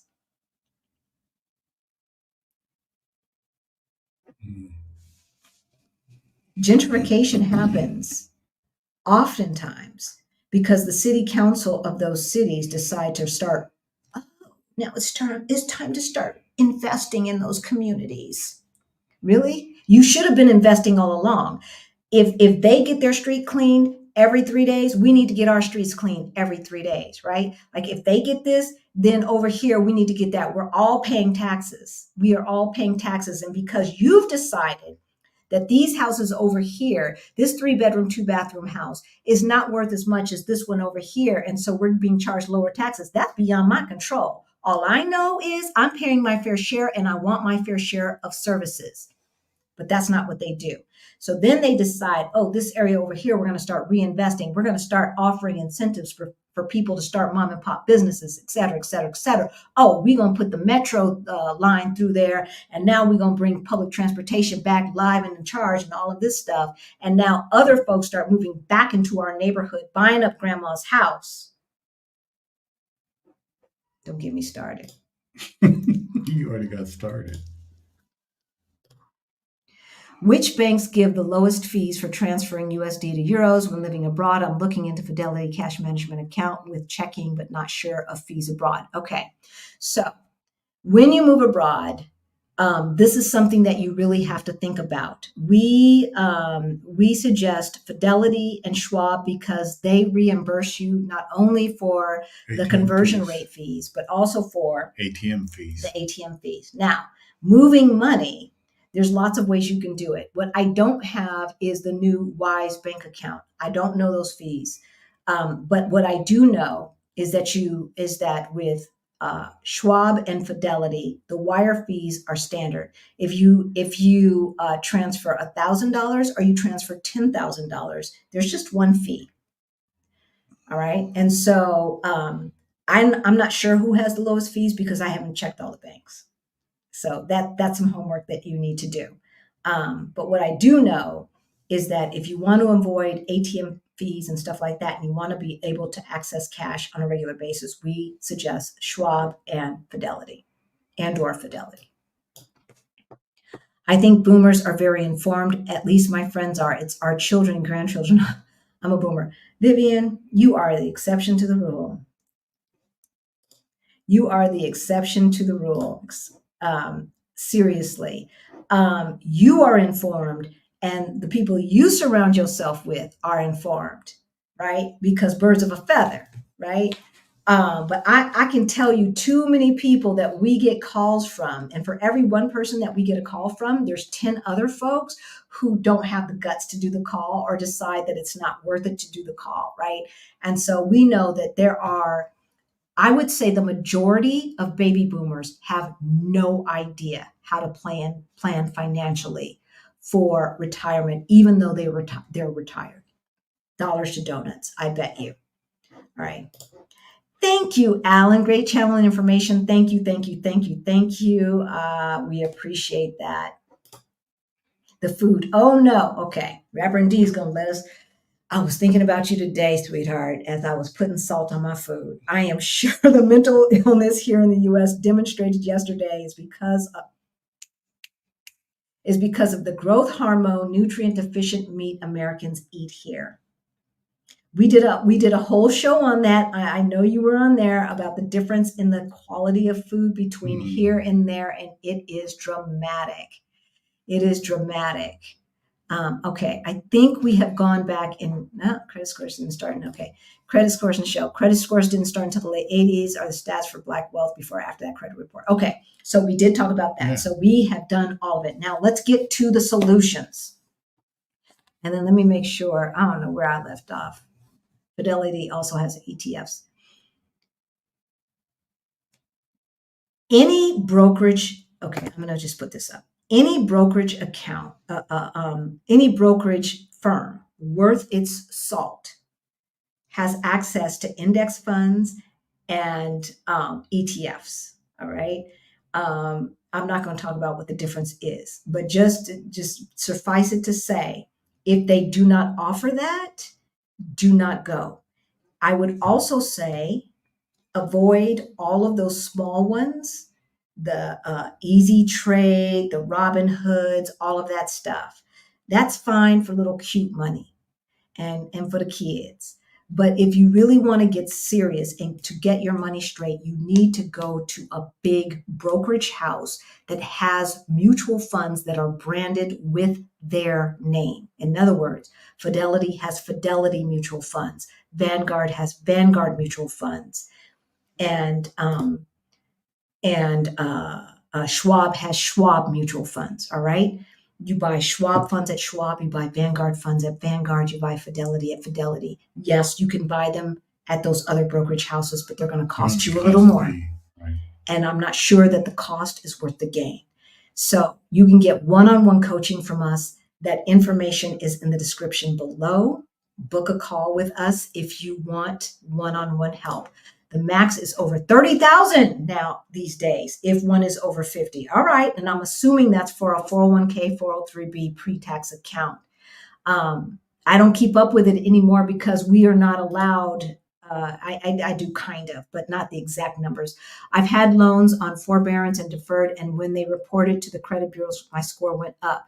That's what I meant by time frame. Oh, okay. You have to either pay or have an arrangement to benefit. Yes. But them private loans, y'all, avoid them like the plague. Avoid them like the plague.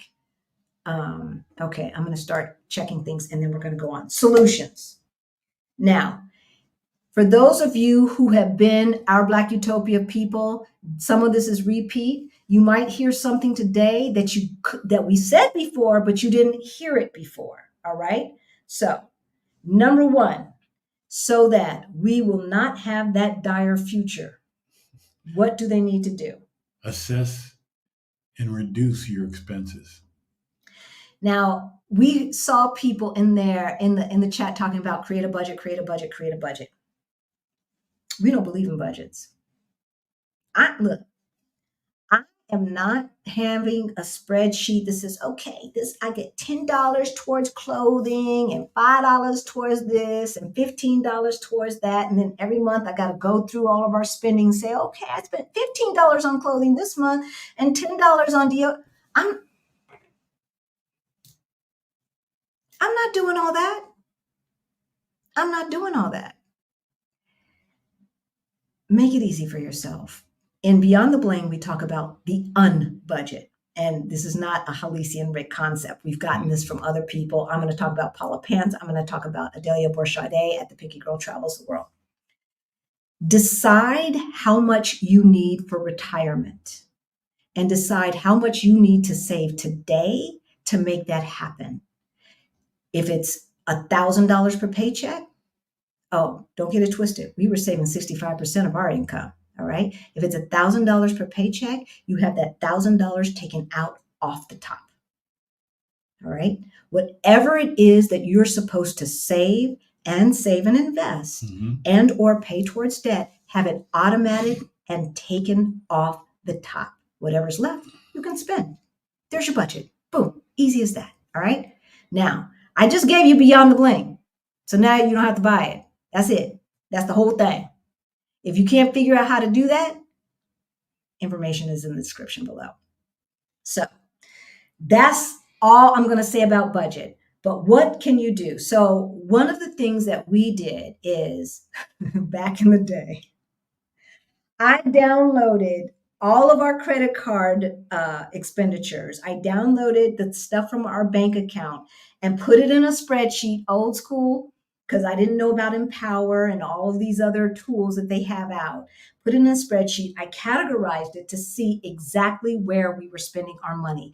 Too many of the people that we talk to, when I say, how much money per month do you need for your necessities and how much money is expendable? They cannot answer. You should be able to answer that right off the top. You should know your numbers. And even though utilities vary, you still know the range. So you still know the maximum amount your utilities are probably going to be, right?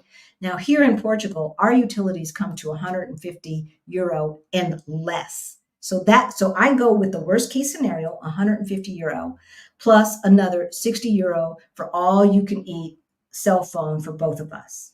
Yeah, I know, right? Ain't that lovely? So 210 euro, that's our utilities and our cell phone. I got my rent, we got our healthcare and our transportation. That's the basics. And food, right? Basics. I know that number. Anything else is expendable, and you should know that number. Cut non-essential spending. So one of the things that we did was once we figured out that we were spending nearly $1,000, and this was way back in 2017, 2018, y'all. Maybe even before that.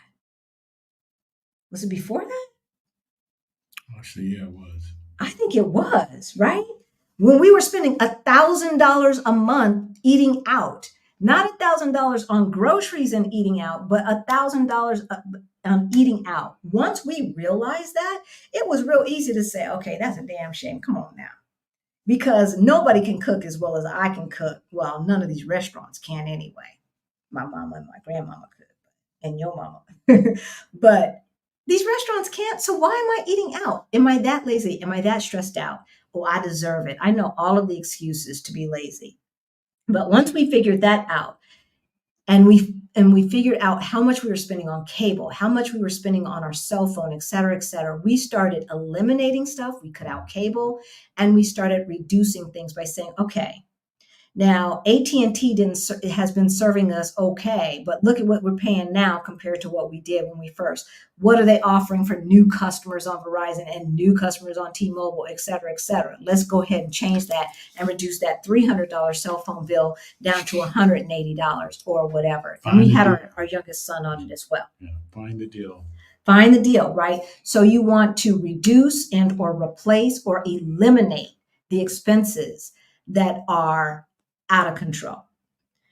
Cut all non-essential spending. If you are starting from scratch, you're going to have to sacrifice today for future tomorrow. When you think about the fact that America wants us to work at a minimum until we're 65 years old, yet the average healthy years in America is 66 years old. So what? We work until we're 65 years old and then we get 1 year of having fun? Is that how it's supposed to work? No, it's not, but that's what they're saying, right? Look at your subscriptions. Look at your entertainment bill. We had subscriptions to full cable with all the bells and whistles and the movie channels and all of that stuff, plus Netflix, plus Hulu, plus Prime. What else? Yeah. Spotify, right? Like, there are not enough. If you're working 70 hours a week, do you really have time for all of that? Do you really have time for all of that? Instead, get online and start studying how to invest instead of watching Bridgerton. Which reminds me, I think we're on number 4, on the 4th one.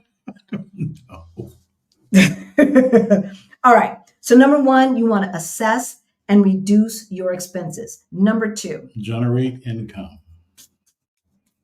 Get that money. Make that money. Now, somebody was up in our comments talking about they had 3 to 4 jobs, no money saved. How in the hell are they supposed to be able to move abroad? Yeah, if you don't know, how are we going to know? I don't know. I don't know. I don't know how you're supposed to be able to move abroad. But what I do know is if you are working 3 to 4 jobs, you either have to lower expenses or you have to find jobs that actually pay you what you're worth. Because if you are Black and living in America, I can pretty much guarantee you that you are underpaid because you're Black. That's what they do. That's what they do. Unless you have a government job where you're, classified as C1 and all C1 people get at least this, you are underpaid. I was going to say, if you are making that money and you are being paid your worth, you should be putting some of it away. Exactly.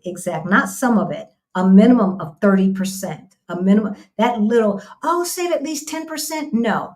What we're suggesting is that for every 8 hours that you work, 1 of those hours per day should be put away. So if you make $30 per hour, you should be, and whatever you make, let's just say you make $80,000 a year. All right. The majority of the folks who watch ours are making some decent money. Some not so much, but let's just say $80,000 a year. I'm going to divide that by 2,080 because that's how many work hours there are in a year. I used to do HR. That's $38 per hour. That means every day you should be saving and investing no less than $38 per day. $38 per day times 30 days in a month, that's $1,140.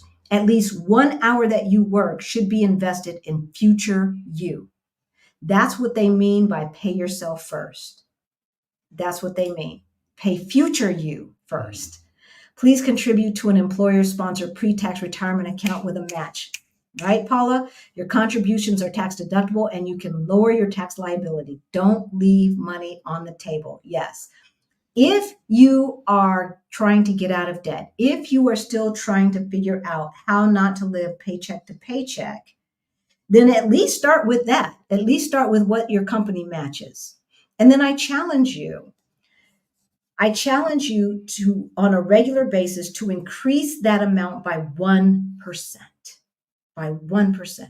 So let's say you can put $50 a month. You feel comfortable putting $50 a month in your pre-tax account. Then 10% of that is what? Is it 50 cents or $5? I'm always bad with these. It's 5 cents. I'm always bad with these zeros, y'all. You'll have to forgive me. I can do the math, but I can't do the zeros. 50 times 0.01 is $50 times 0.01. Of course, 50 cents. So the next month you put in $50.50, and then the next it's 1% of $50.50, not 1% more than $50. All right, so you go up from there and just increase and keep increasing it by 1%. And if you do it monthly, at the end of the year, you will be contributing 26% more than you were when you started. Right? Especially nowadays. But girlfriend, we were doing this back in like 2017. We got a wake-up call when we went to IHOP and had to pay $84. All right, so generate income. Number 2, generate income. We talked about the person who was working 2 to 3 jobs. So for some of us, part-time employment may be necessary, especially if you are really in debt. If you are really in debt and you are not making enough to really pay off that debt in a timely manner, a part-time job might be what you have to do. We talked about the person who was involved in the gig economy. Mhm. So what is the gig economy? That's any kind of gig work. I got a gig, right? Entertainment, Ub- freelance, Uber, right? Consulting. Yeah. And for some of us, that might include Airbnb being part of our house. I know some folks who've got walkout basements with an external entrance. Put a lock on that door that leads upstairs and rent out that basement, y'all. What are we doing? Rent it out. Get that money if the laws allow for that, or your HOA or whatever allows for that. Get that money. Monetize your hobbies. Video production was not a hobby; it was our job. I was a film major, and Rick, when I met him, was working for the city for their video department, videotaping all the city council meetings, the mayor, and all of that kind of stuff.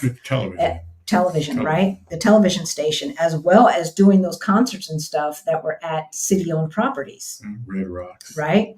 So one could say that we monetized our hobby, though this wasn't our hobby. This is what we did for a living, but we did it for other folks. Right?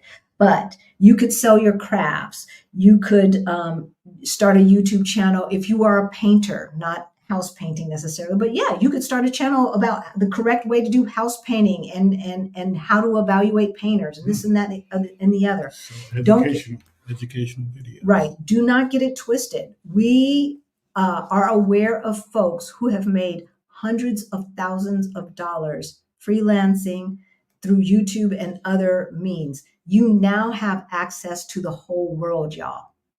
Through the whole world. Right now, we have 273 people who are watching. Hopefully, we have 273 likes right now. If not, if you like this information, please let YouTube know that you like it, right? But not only that, after this, we will have thousands and thousands and thousands of more folks who will watch this. And if they need help, they may come to us and ask for help. And for that, we will charge a fee. Why do we charge a fee? Because this is our expertise. And we do not work for free anymore. And we do not want you to work for free anymore. We know what the community says, but you got to help the community. Yes, we did that. We paid our dues. We've done that already. We got the brain drain. We gave everything away for free. You no longer have to do that. I don't think anybody should ask you to do that. Plus, people do not value what they don't pay for. I cannot tell you how many scholarships I've given away to Beyond the Bling, right? Because every time we get a super chat, super thanks money, every time you guys donate, all of that money goes to our scholarship fund. We give away scholarships to people, and 9 times out of 10, they never show up because they don't appreciate what they ain't paying for, right? They don't. Some people have showed up, and you know who you are, but a lot of people have not. All right. So number 1, you need to assess and reduce your spending. Number 2, you need to generate income. Number 3, maximize Social Security benefits. So depending upon where you are in your life, we say maximize Social Security benefits. That means you need to do an ROI based upon where you are, when you're retiring, et cetera, et cetera. If you're 66 and a half, I would just work for the next 6 months, or I would wait and take that Social Security at 66 or 67.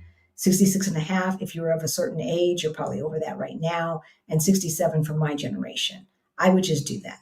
All right. Because it doesn't make sense to take $1,500 a month when I could be taking $2,000 a month six months from now. Right. All right.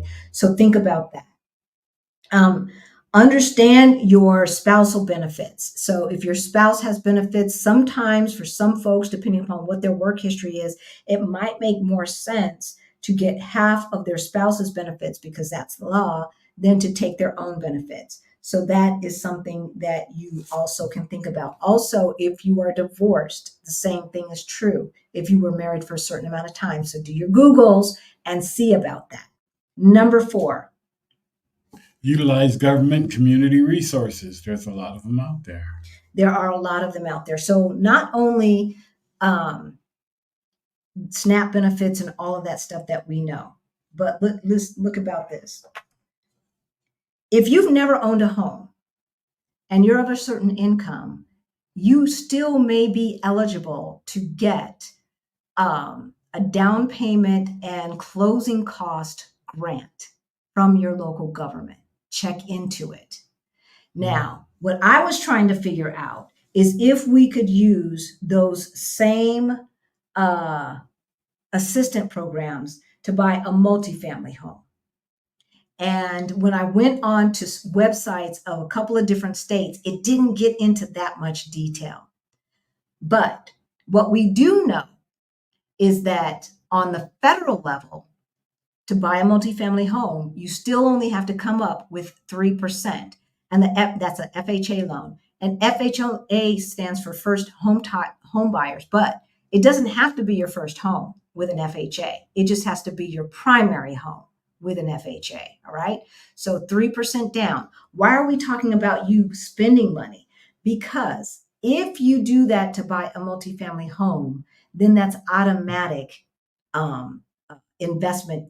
investment property, right? So you live in one side, you rent out the rest. Those other sides are providing income. Payment and provide income. They might even be paying so much that your part of the mortgage is already paid for. Y'all know this, right? We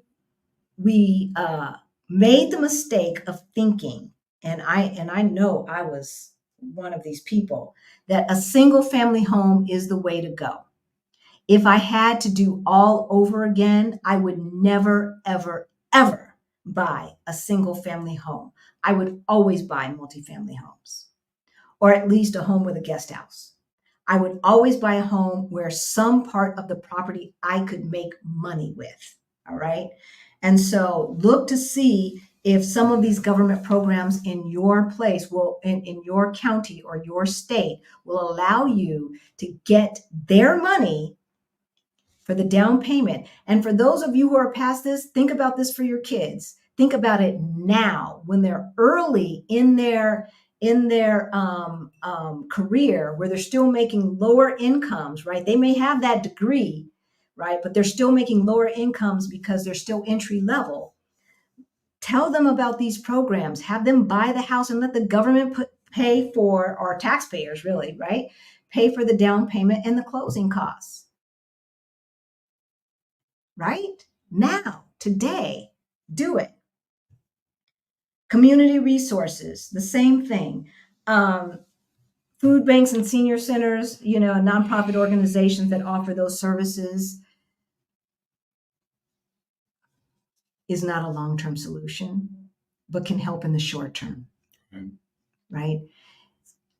If you are at the point where you need a food bank, then you need more income. Get food from the food bank to lower your food costs, because the food costs in America are out of control. But if you are at the point where you need that kind of help, you need another income. So you need to start thinking about what expertise you have gained in your 40, 50 to 60 years on this earth, all right? And what you can teach other people. And in the meantime, in between time, get a part-time job. If you know computers, I would do that part-time job from home. That's what I'd do. I wouldn't be at Walmart talking about welcome to Walmart as a greeter. That's what I would not be doing. Mm-hmm. I'd rather do customer service at home through my computer than be standing up there at Walmart waiting for somebody to pop off. Number 5, and lastly, manage and pay off debt. Maybe that should be number 1. Maybe. Right. So you want to consolidate your debt? Right. Look into consolidating high interest debt to reduce monthly payments and overall interest. Get rid of that high interest. We've talked about that.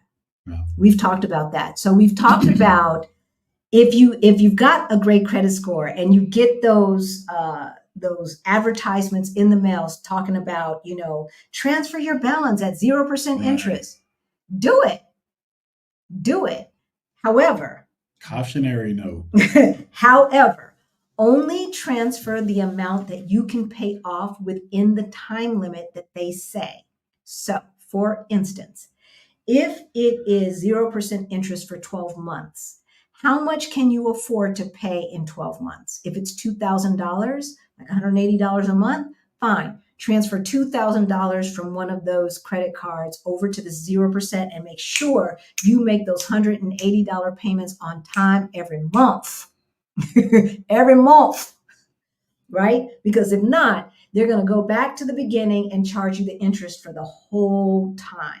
However, this is one strategy that Rick and I use to pay off our debt, right? Mhm. So we transferred money. We went to those 0% and low interest and then paid that off and transferred balances and stuff like that, because some of those interest rates at 16, 17, 18%, some of them even go up, not for us, but for other people we've seen, to 28%. 29, yeah. Right?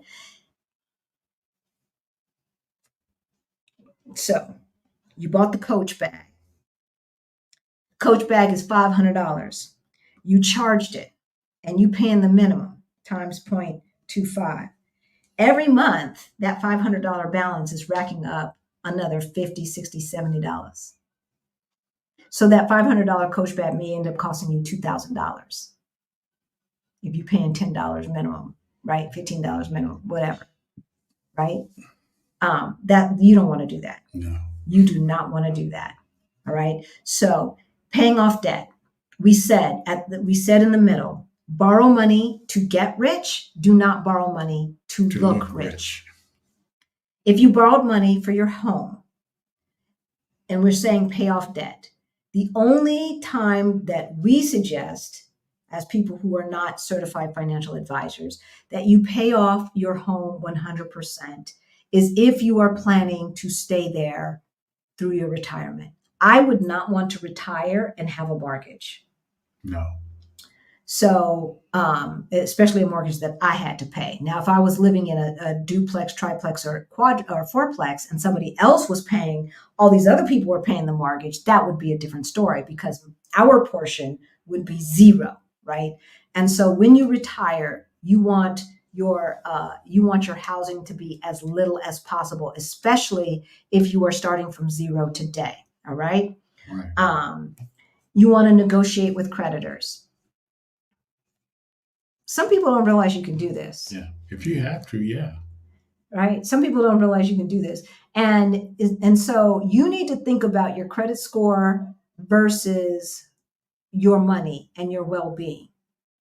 And sometimes that's the choice that you have to make, because just because you negotiate with your creditors to lower, okay, so first of all, you can negotiate to lower your interest rate all day long without affecting your credit score. If you try to say, and you're in a charge-off type of situation, you're trying to say, yeah, I know I owe 1,000, but can I just pay 700 and let's call it a day? They might say yes to avoid having to ship it off to a third party who's going to buy it for pennies on the dollar, right? That might be more than those third-party debt collectors will get. So they might say yes, but it still might affect your credit. You need to decide whether that is worth it or not. I don't know. And then in the end, you need to avoid new debt. Cars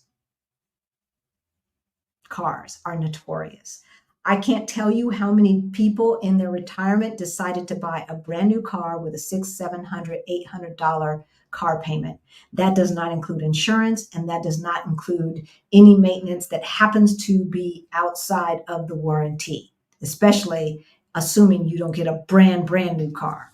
Right? Say you get a 2-year-old car and you only got 1 year left for the warranty, 2 years left for the warranty, et cetera, et cetera. Are we suggesting that you should buy the extended warranty? No, not necessarily. I wouldn't spend $1,000 a year on a warranty if I've got $5,000 set aside in my account earning interest for car stuff, right? For car emergencies. Be your own insurance. Right. Be your own insurance in that regard, or your own warranty. All right. So What we need to do to get back on track is first we need to assess where our money is going and make sure you know where every single penny is going. Then decide how much you need to set aside per month to reach your future goals. Everything else you can spend.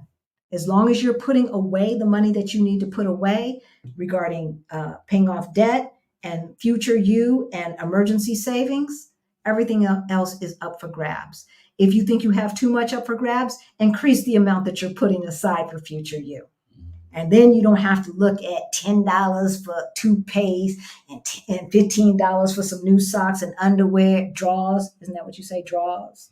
And all of that. I don't want to do that. Life is to be lived, not to be looking at spreadsheets. If that's what floats your boat, if you like that stuff, go for it. I don't.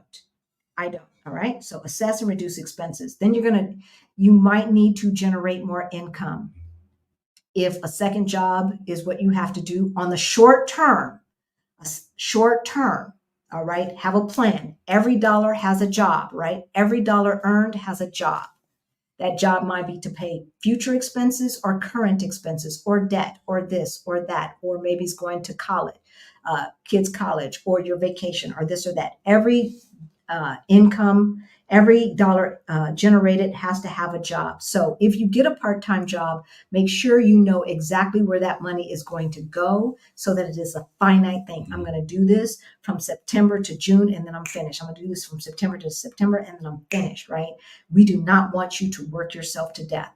And then start thinking about how you can use your gifts, your talents, your knowledge to generate income while you sleep and maximize the amount of money you can make per hour. You want to maximize your Social Security benefits, whatever that looks like for you. You want to utilize government and community resources. We talked about getting the taxpayers to pay for your down payment. I can think of 2 people who have done that and who are now financially independent. Don't sleep that. And then manage and pay off debt. And that's what we have for you today. If you need help, you want to say something, baby? No. If you need help with any of this, we've got 2 options for you. Join Beyond the Bling, our financial course for financial independence for late bloomers. That information is in the description below. Or you can book a one-on-one call with us and we can go over your specific situation. If you have had coaching from us and you found it to be helpful, please let folks know in the chat that we're not just full of fluff, that we come with the real deal and we actually add value. All right. And now we'll answer your questions and then we're going to let y'all go on this beautiful Sunday. All right. I'm going to go all the way down to the bottom and work our way back up. Oh, Daniel said he's about to move. I know he's in the chat somewhere because I see him. I see somebody's responding to him. He said he's about to come to Portugal. That's right. So much good information that I wish I had 16 years ago. You and me both, Rosemary. You and me both. Like we're not in, right? When I retired early. Oh, there you go. I'm playing catch up now. Thank you, Halisi and Rick. You are so welcome. But you were able to retire early. Maybe because you worked a government job and you have a pension, or you worked some other kind of corporation where you had a pension. I retired early, but that's only because I am married to him. So I got to retire early because I figured out how we could reduce our expenses enough to live off of one Social Security check. Thoughts on using cards that give you points? Hi, Global Nobles. I like that. Welcome. It's a new name. Definitely welcome. So we use our credit cards that pay travel points to purchase nearly everything. Mm-hmm. And I was pissed off because I tried to pay our cell phone bill online and they would not accept our Sapphire card because they do not accept international cards. So then I had to go take my little tire behind down to the store, to the, like you go to the AT&T store or whatever. I had to go down to the store and pay in person, and they let me put it on the card. But otherwise, yeah, we put every single thing on our cards that give us points. And we pay them off 100% every single yes. month. So if you are newly out of debt, but you still have credit cards and you are afraid to use them because you don't want to get into that debt trap again, there are lots of things that you can do. The easiest thing is every week, pay off the balance. Every week, look at the card, pay off the balance. That way, you're not living in la la land about how much you have actually spent. If that doesn't work, every time you come home from using the card, pay the balance. So every day that you use it, you come home, you pay the balance. The credit card companies are not going to like you. They don't like us. They like people who hold balances. They won't take your credit away from you, though. They won't take your credit away from you. No, they'll just label you as a deadbeat. That's what they label folks who pay off their balances 100% as deadbeats, because they ain't making no money off of us. But we getting them points, y'all. We getting them points. As a matter of fact, when we had to go home unexpectedly, back to LA unexpectedly, to take care of my mom, we flew from Lisbon, Portugal to Los Angeles, California, 100% on points.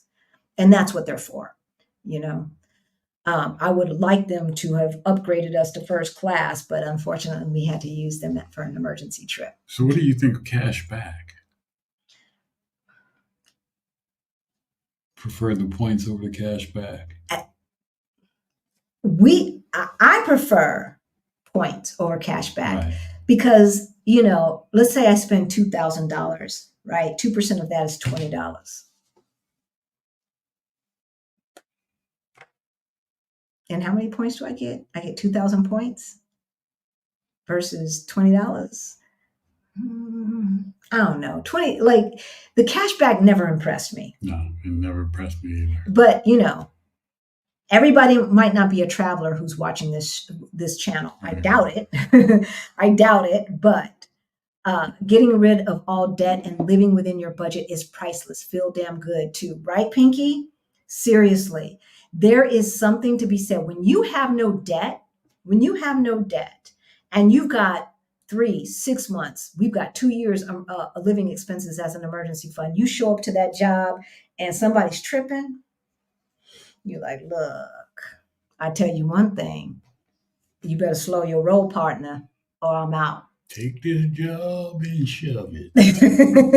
Exactly. You know, millennials have been doing this. I could not keep an admin, not because of me, but unfortunately because of my boss. I could not, these millennials are not putting up with it, and I'm mad at them. Okay. I have let my son teach me a lot about what to put up with on these jobs and what not to do.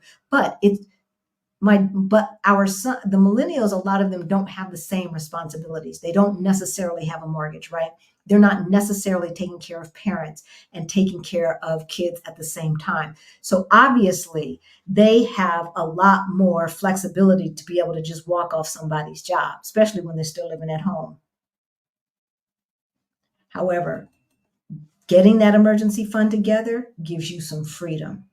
For real, though. For real. All right. You can buy multifamily homes with VA loans too. Oh, good to know, Paula. Thank you. Thank you for that. All right. So, and I know VA loans offer great terms as well.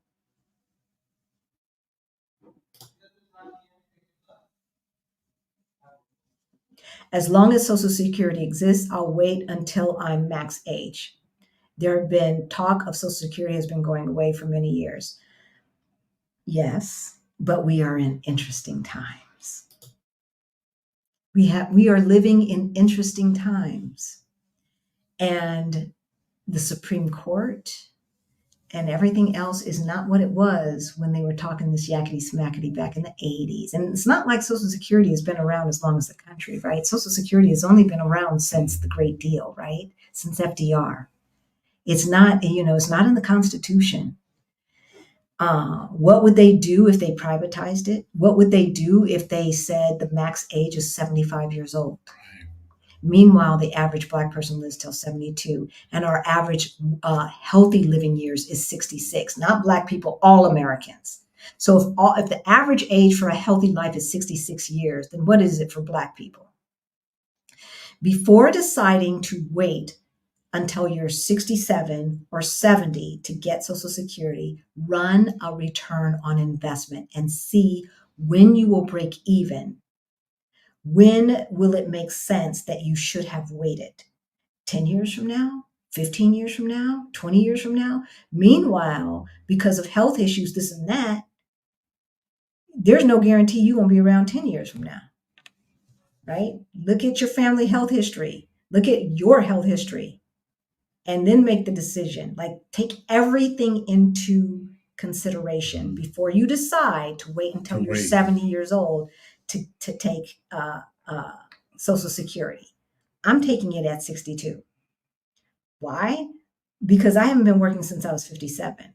And so the less I make in these next 4 years, or, it's going to go down anyway. So yeah, I ain't waiting.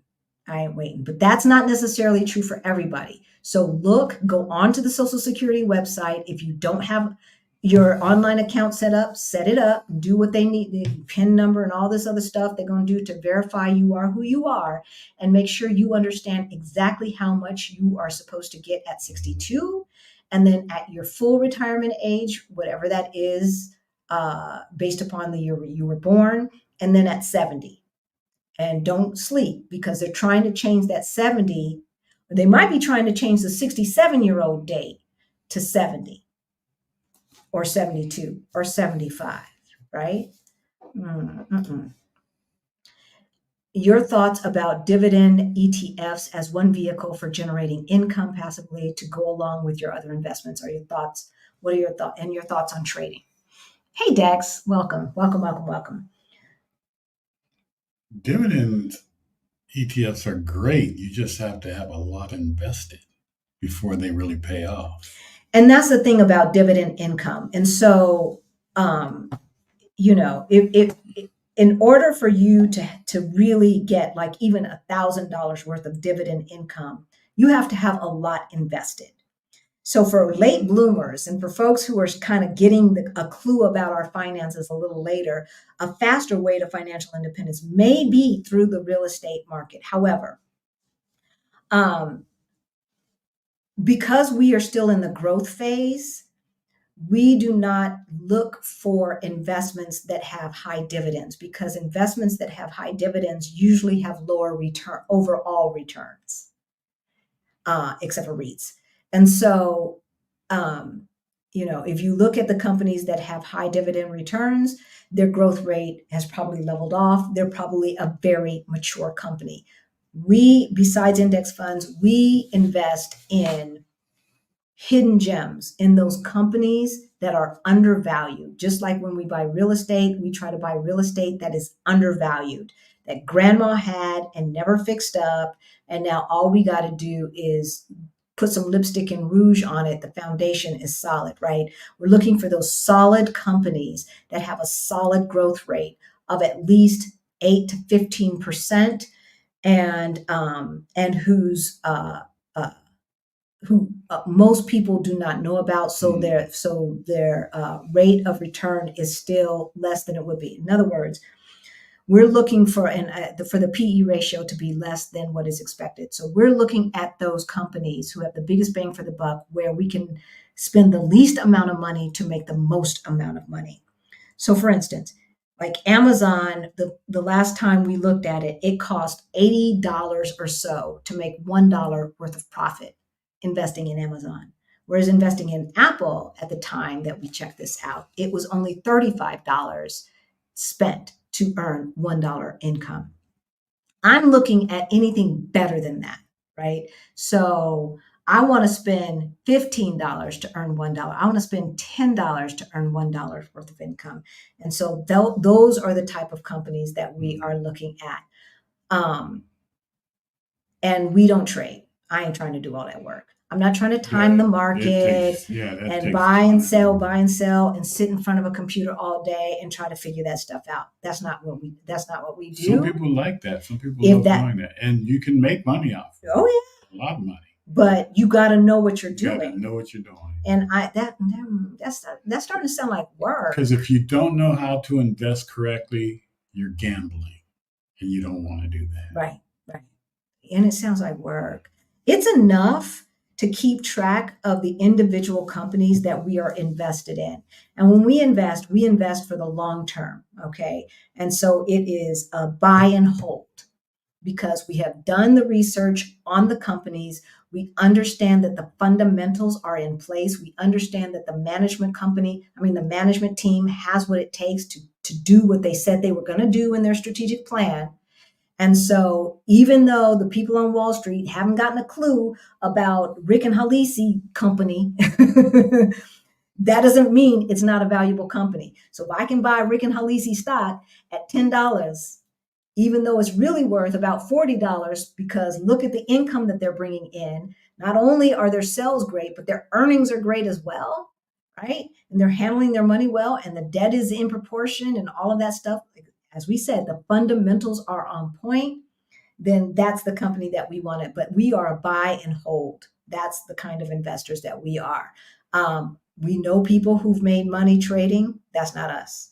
And we couldn't even coach you on that because we don't do it. We don't try to time the market. And I don't want to work that hard. But it's definitely a way to make money. And if you're willing to put in the time to learn how to do it correctly, then do that. And I would take a certain amount of money if I was new at this. Let's say I had $100,000 that I was going to invest. I would only take 1,000 and start playing with it on this trading thing as I learned, right? Only take the amount to learn with. Whew, it's a lot, y'all. All right. I once told young colleagues, you do know that you make a million every 6 to 7 years. Yeah, right. Clueless. I think asked what their financial plan was to manage and grow the millions ahead. Clueless. I know. And when we think about it, when we think about the fact that even back in the day when we were making $30 and $40 and $50,000 a year, right? If you start to add that up, it's like maybe a decade, you've made $1 million, and then what do you have to show for it? Why are you spending $1 million? And that is the key, because the trap that Rick and I used to fall into was when I'm making XYZ amount, then I will start to save. You were saying it was too late to start investing in your 401k. Yeah, it's never really too late. No. And the best time to have started investing was 20 to 30 years ago. The next best time is today, right? The next best time is today. So even though he started late, that's a high 5-figure account right now. A high 5-figure account. I wish I would have started earlier. You did. You invested it in something else. Well, yeah, but not that. I'm talking about for the company. The latest company. The latest company I retired from. Because I wasn't planning on staying there as long as I stayed there. And here's the thing. Even if you do not plan on staying, do the 401k from day one. The first day that you are eligible, 401k, 403b, whatever pre-tax account that your organization or company offers, start it right away. Even if you're saying, I ain't going to be here longer than a year. All right. Well, that's a year that they are matching that amount. Yeah, do it. Right. So if you're investing, $1,000 a month at that, and that's 3%, and they're matching $1,000 a month, what, you going to give away $12,000 for the year because you don't plan to be there any longer than a year? That don't make no sense. KS. Oh, you skipped KS. Yes, I did. While living paycheck to paycheck, folks don't realize how much they expect to take in over their work life, right? The amount is huge, right? The problem is not the amount of money that we're making. The problem is the amount of money we're spending, right? Our grandparents always told us, and parents, live within your means. In my world, that means, can you pay your bills on time? That didn't mean that make sure that you are saving at least X amount. My parents never said that. They never said that. It was kind of implied, but they didn't say it, and they sure as hell didn't do it. I'm 57. I'm 57 over $800 or $800,000. Hopefully, that's what I was wondering. In 401k, $1,100 a month, and federal pension, 12 years. Can I retire now? So, baby, I don't know. Is it $800 or $800,000? Okay. And even if it's $800,000, if you decide that your yearly expenses are $100,000 a year, then no, you cannot retire. Mhm. And a federal pension. I don't know how much that federal pension is, KS. Yes, it's I'm not not, enough information. it's definitely not enough, but these are the questions that you have to ask yourself, okay? Okay, let's put this back up because it's really not that difficult. You get to decide what amount of money you're going to live on and then do it. If you decide you're going to live off of $2,000 a month and you figured out that you could actually do that, as long as you don't do X, Y, and Z, give up the Coach bags and all of that other stuff, then yes, you probably could retire, right? And live off of that $2,000 a month. Anything extra that happens to come your way are for splurges. So, but if you say you need $7,000 a month to live, then that's going to be a different story. But this is the way you figure out. The other thing that I want to tell you, for those of you who are new, if you decide, no matter where you are, this is a rule of thumb. It's not absolute. If you decide that future expenses, let's just say, are $4,000 a month, $48,000 a year. And we know in a lot of major cities, $48,000 a year is still poverty level. If you decide that you can live off of $48,000 a year, then the math is 48,000 times 25. This is the amount you need in retirement, in your retirement accounts, 1.2 million. Not 8 million like Susie Orman says, or Ramsey or any of those other white folks. No, 1.2 million, that's what you need. Or you need to be generating $4,800 a month. So perhaps 2,000 is going to come from Social Security, 1,000 is going to come from this federal pension, and then you've got 1,000 coming from your duplex. There you go. And it's as simple as that. All right, folks, it's as simple as that. This stuff is not rocket science. It's only rocket science because we refuse to look at our money. We're afraid to look at our money. It's easy to drop $1,000 eating out. I know it is today. I know it is today. Like I said before, we spent $84 at IHOP. I had my feelings hurt. Please contribute to an employer-sponsored pre-tax. I think we did that. Your contributions are tax deductible, and you can lower your tax liability. I'm going to repeat this because Paula said it, and I think we've put it up here twice.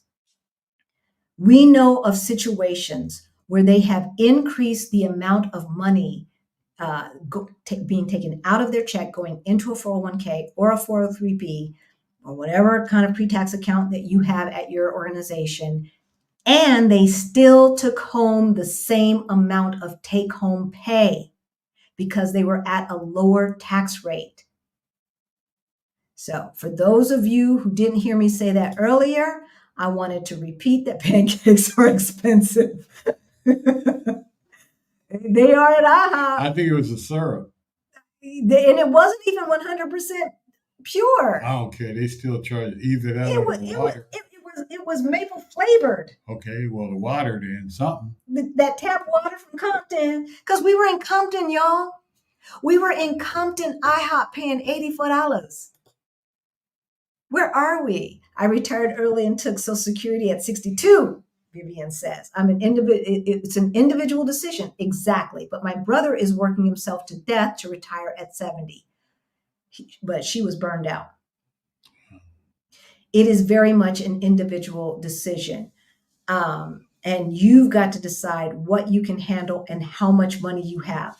Obviously, the less money you can live on, the less time it's going to take for you to get there, right? Deborah, Q, I forgot the Q. My question is in the chat. Baby, you're going to have to ask it again. I can't look through all of this stuff at the same time. Please put it in the chat again. My brother retired early at 65, died in March. 56. He moved to the Philippines. At least he was living his dream. I'm trying to get there. He planned well.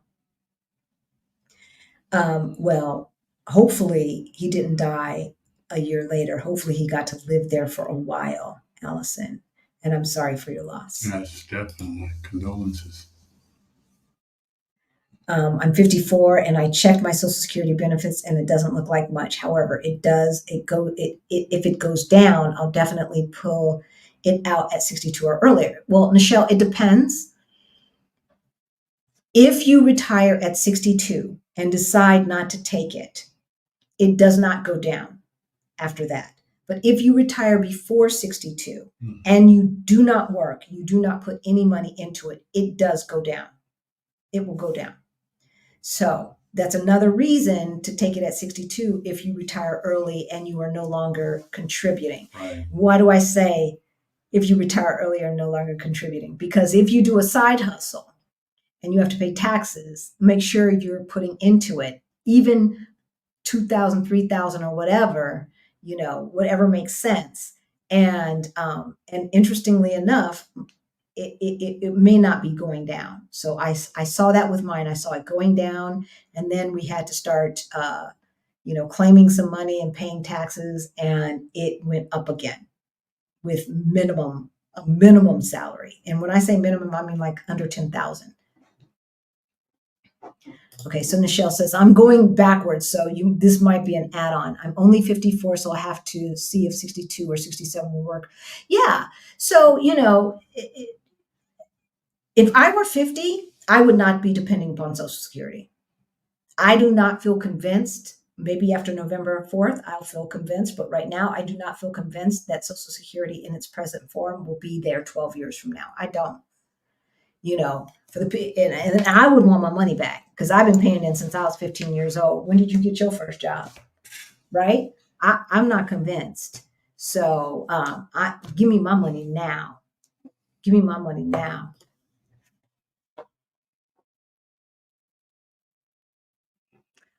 Thank you, Tracy. Thank you. I just had to laugh at Action BJ's thing. Thank you, Valerina. She had a series of tests and things, and they still haven't figured out why she fell out. We're going to do, if you guys have not seen the cost of being a caretaker, you should see that video. We did it earlier this year. And it's a struggle. It is a struggle of taking care of your parents from abroad. That's probably a video too. But we are living our best lives here, and our parents would not want anything less for us. Thank you, Rapper MD. So we did do coaching with Rapper MD, and she says they're the real deal, people. So I appreciate that. I appreciate that a lot. Rosemary says, so much good information that I wish I had. Yes. I think we are finished. I think we did it, y'all. I think we did it. It only took 2 hours and 46 minutes. Again. Only 2 hours and 46 minutes. We had somebody in the chat saying, I like the subject matter, but why can't you guys do it faster? Because that's not what we do. That's not what we do. We got community around here, and y'all got questions. Now, let me go to the start questions that I said we're not in the subject matter, and make sure that I've answered everything. All right, Yvette. Okay, I'll check that out. I also have the 50% going to my 401k while my income is discretional. Yvette, congratulations. Yay. Yes. So D. Oliver, I have a few $1,000s and want to invest some, but not sure where to put it. Put a few in a CD, but I want to do more. Where can I put to decently grow? Okay. In general, this is what we suggest. Have an emergency fund. That emergency fund should be cash near cash. If you are single, it should be 6 months minimum of living expenses, not income, living expenses. So know what your living expenses are. Hopefully, maybe your income's $5,000 a month, but hopefully you're only living off of $3,000 a month, right? So 3 times 6 is 18. That's how much you need, 18,000, right? As opposed to 5 times 6, 30,000. Big difference. So you want to have 3 to 6 months living expenses minimum. what I would put living expenses in, I would have some of it in a high yield savings account or a money market account with no penalties for withdrawal. I would have some of it in CDs, maybe even laddered CDs. That means 3 months, 6 months, 9 months, 12 months, 18-month CDs, a little bit in this, a little bit in 6 months, a little bit in a year, et cetera, et cetera. Because the longer it's in, a year, 18 months, it's going to have a higher interest rate, right? Every 3 months, one of those will mature. Do I need the money? No? Okay, reinvest it. 6 months will mature. Do I need the money? No? Okay, reinvest it. After that, in addition to your emergency fund, for new investors, what we suggest is that you research mutual funds, which are called index funds. Index funds are not managed by human beings on a daily basis. They're managed by an algorithm. They are meant to match the market or index. The NASDAQ is an index. The S&P 500 is an index. The Russell 2000 is an index. The Russell 5000 is an index, et cetera, et cetera, et cetera. Or a total stock market index fund, okay, which mimics the total stock market. So that way you have built-in diversity. It's not something that you need to watch. You set it, you basically set it and forget it. Right. Your expense ratios are not high.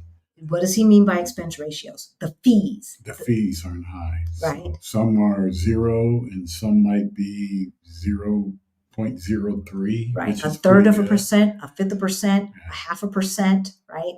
You want anything under 1%. I like as close to 0 as possible.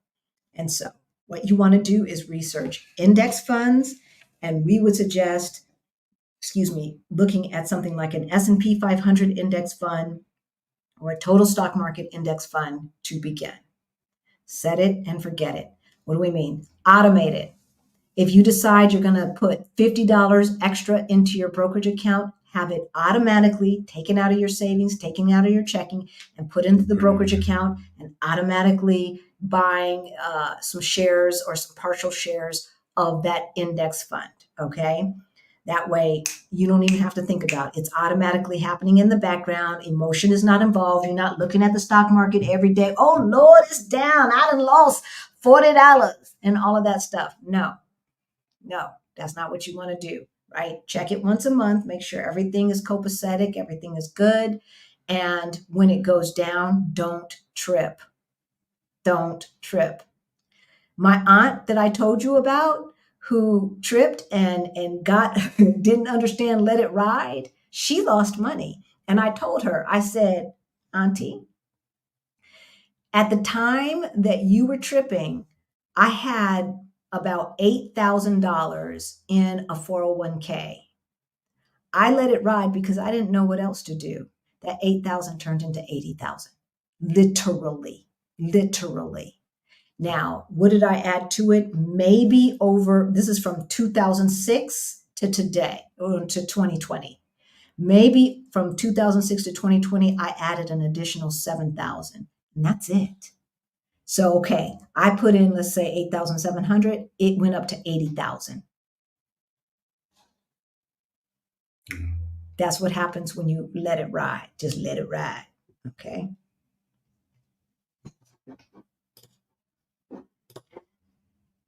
Yes, I'm sorry, CK. This did not have to wait. It is. It definitely is. And then Yvette, how long is the process to moving to Portugal and obtaining your visa? Did you sell your home? Did you sell your home in the United States? Everybody does it a different way, Yvette. We did not sell our home. We know people who have. We've rented out our homes in the States, and that's what we're doing for now. We'll see what happens. Check with us in a year and let's see where we at. The process. It's going to be a minimum of about 3 months, and that's short. Don't get it twisted. People take years and years to do this thing in the United States, and you cannot move to the United States on a retirement visa. There does not exist one. I've checked it out. It doesn't exist, okay? So people say, oh my gosh, all this stuff we got to do. It's much harder to move to the United States than it is to move to Mexico, to Portugal, and a lot of other countries, because some of you who are new, you might not know, we have permanent residency in Mexico as well. So you make your appointment with the consulate or the embassy in your home country, in the country that you have legal residence in. For most of you, that's going to be the United States. So you make an appointment there. You have to prove some things. You have to prove income. You have to prove that you have accommodations. You have to prove you have medical insurance. You have to prove that the FBI has cleared you and that you don't have a criminal record. If you have a misdemeanor on your record, you probably still can get, but you might have to jump through some more hoops. Then once you get approved, how long does it take to get approved? Girl, I don't know. It happens when it happens. This Portugal, y'all. Our appointment was on August 4th. We got our answer October 25th. Some people's appointments were August 4th. They got their yes September 4th. I don't know. But we've had friends that went back, got their appointments within a matter of maybe a month, and then came here on their tourist visa. Came back here. Well, no, they got their visa in the States, went cleared their house out, whatever, sold it, and came over here, and they got their green card within a matter of weeks. Yeah. It took us. It was that fast. It took us 7 months to get our green card because they were so backed up.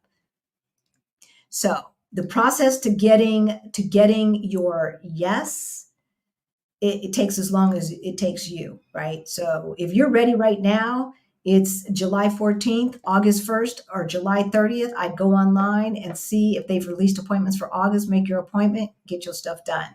But you've got to prove accommodations, and Airbnb doesn't count. You have to have a 1-year lease.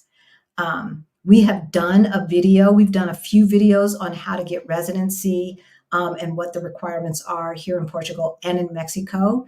And so you go to our YouTube channel and you can find out that information. If you need more help, we are doing a Move to Portugal virtual summit. We have partnered once again with Blackset Global. And hey, Krishan. Hey, Krishan. If you are on our email list, you will have access to get the early bird, which is less than last year's prices, but we are only selling 50 spaces at that price. When they're gone, they're gone.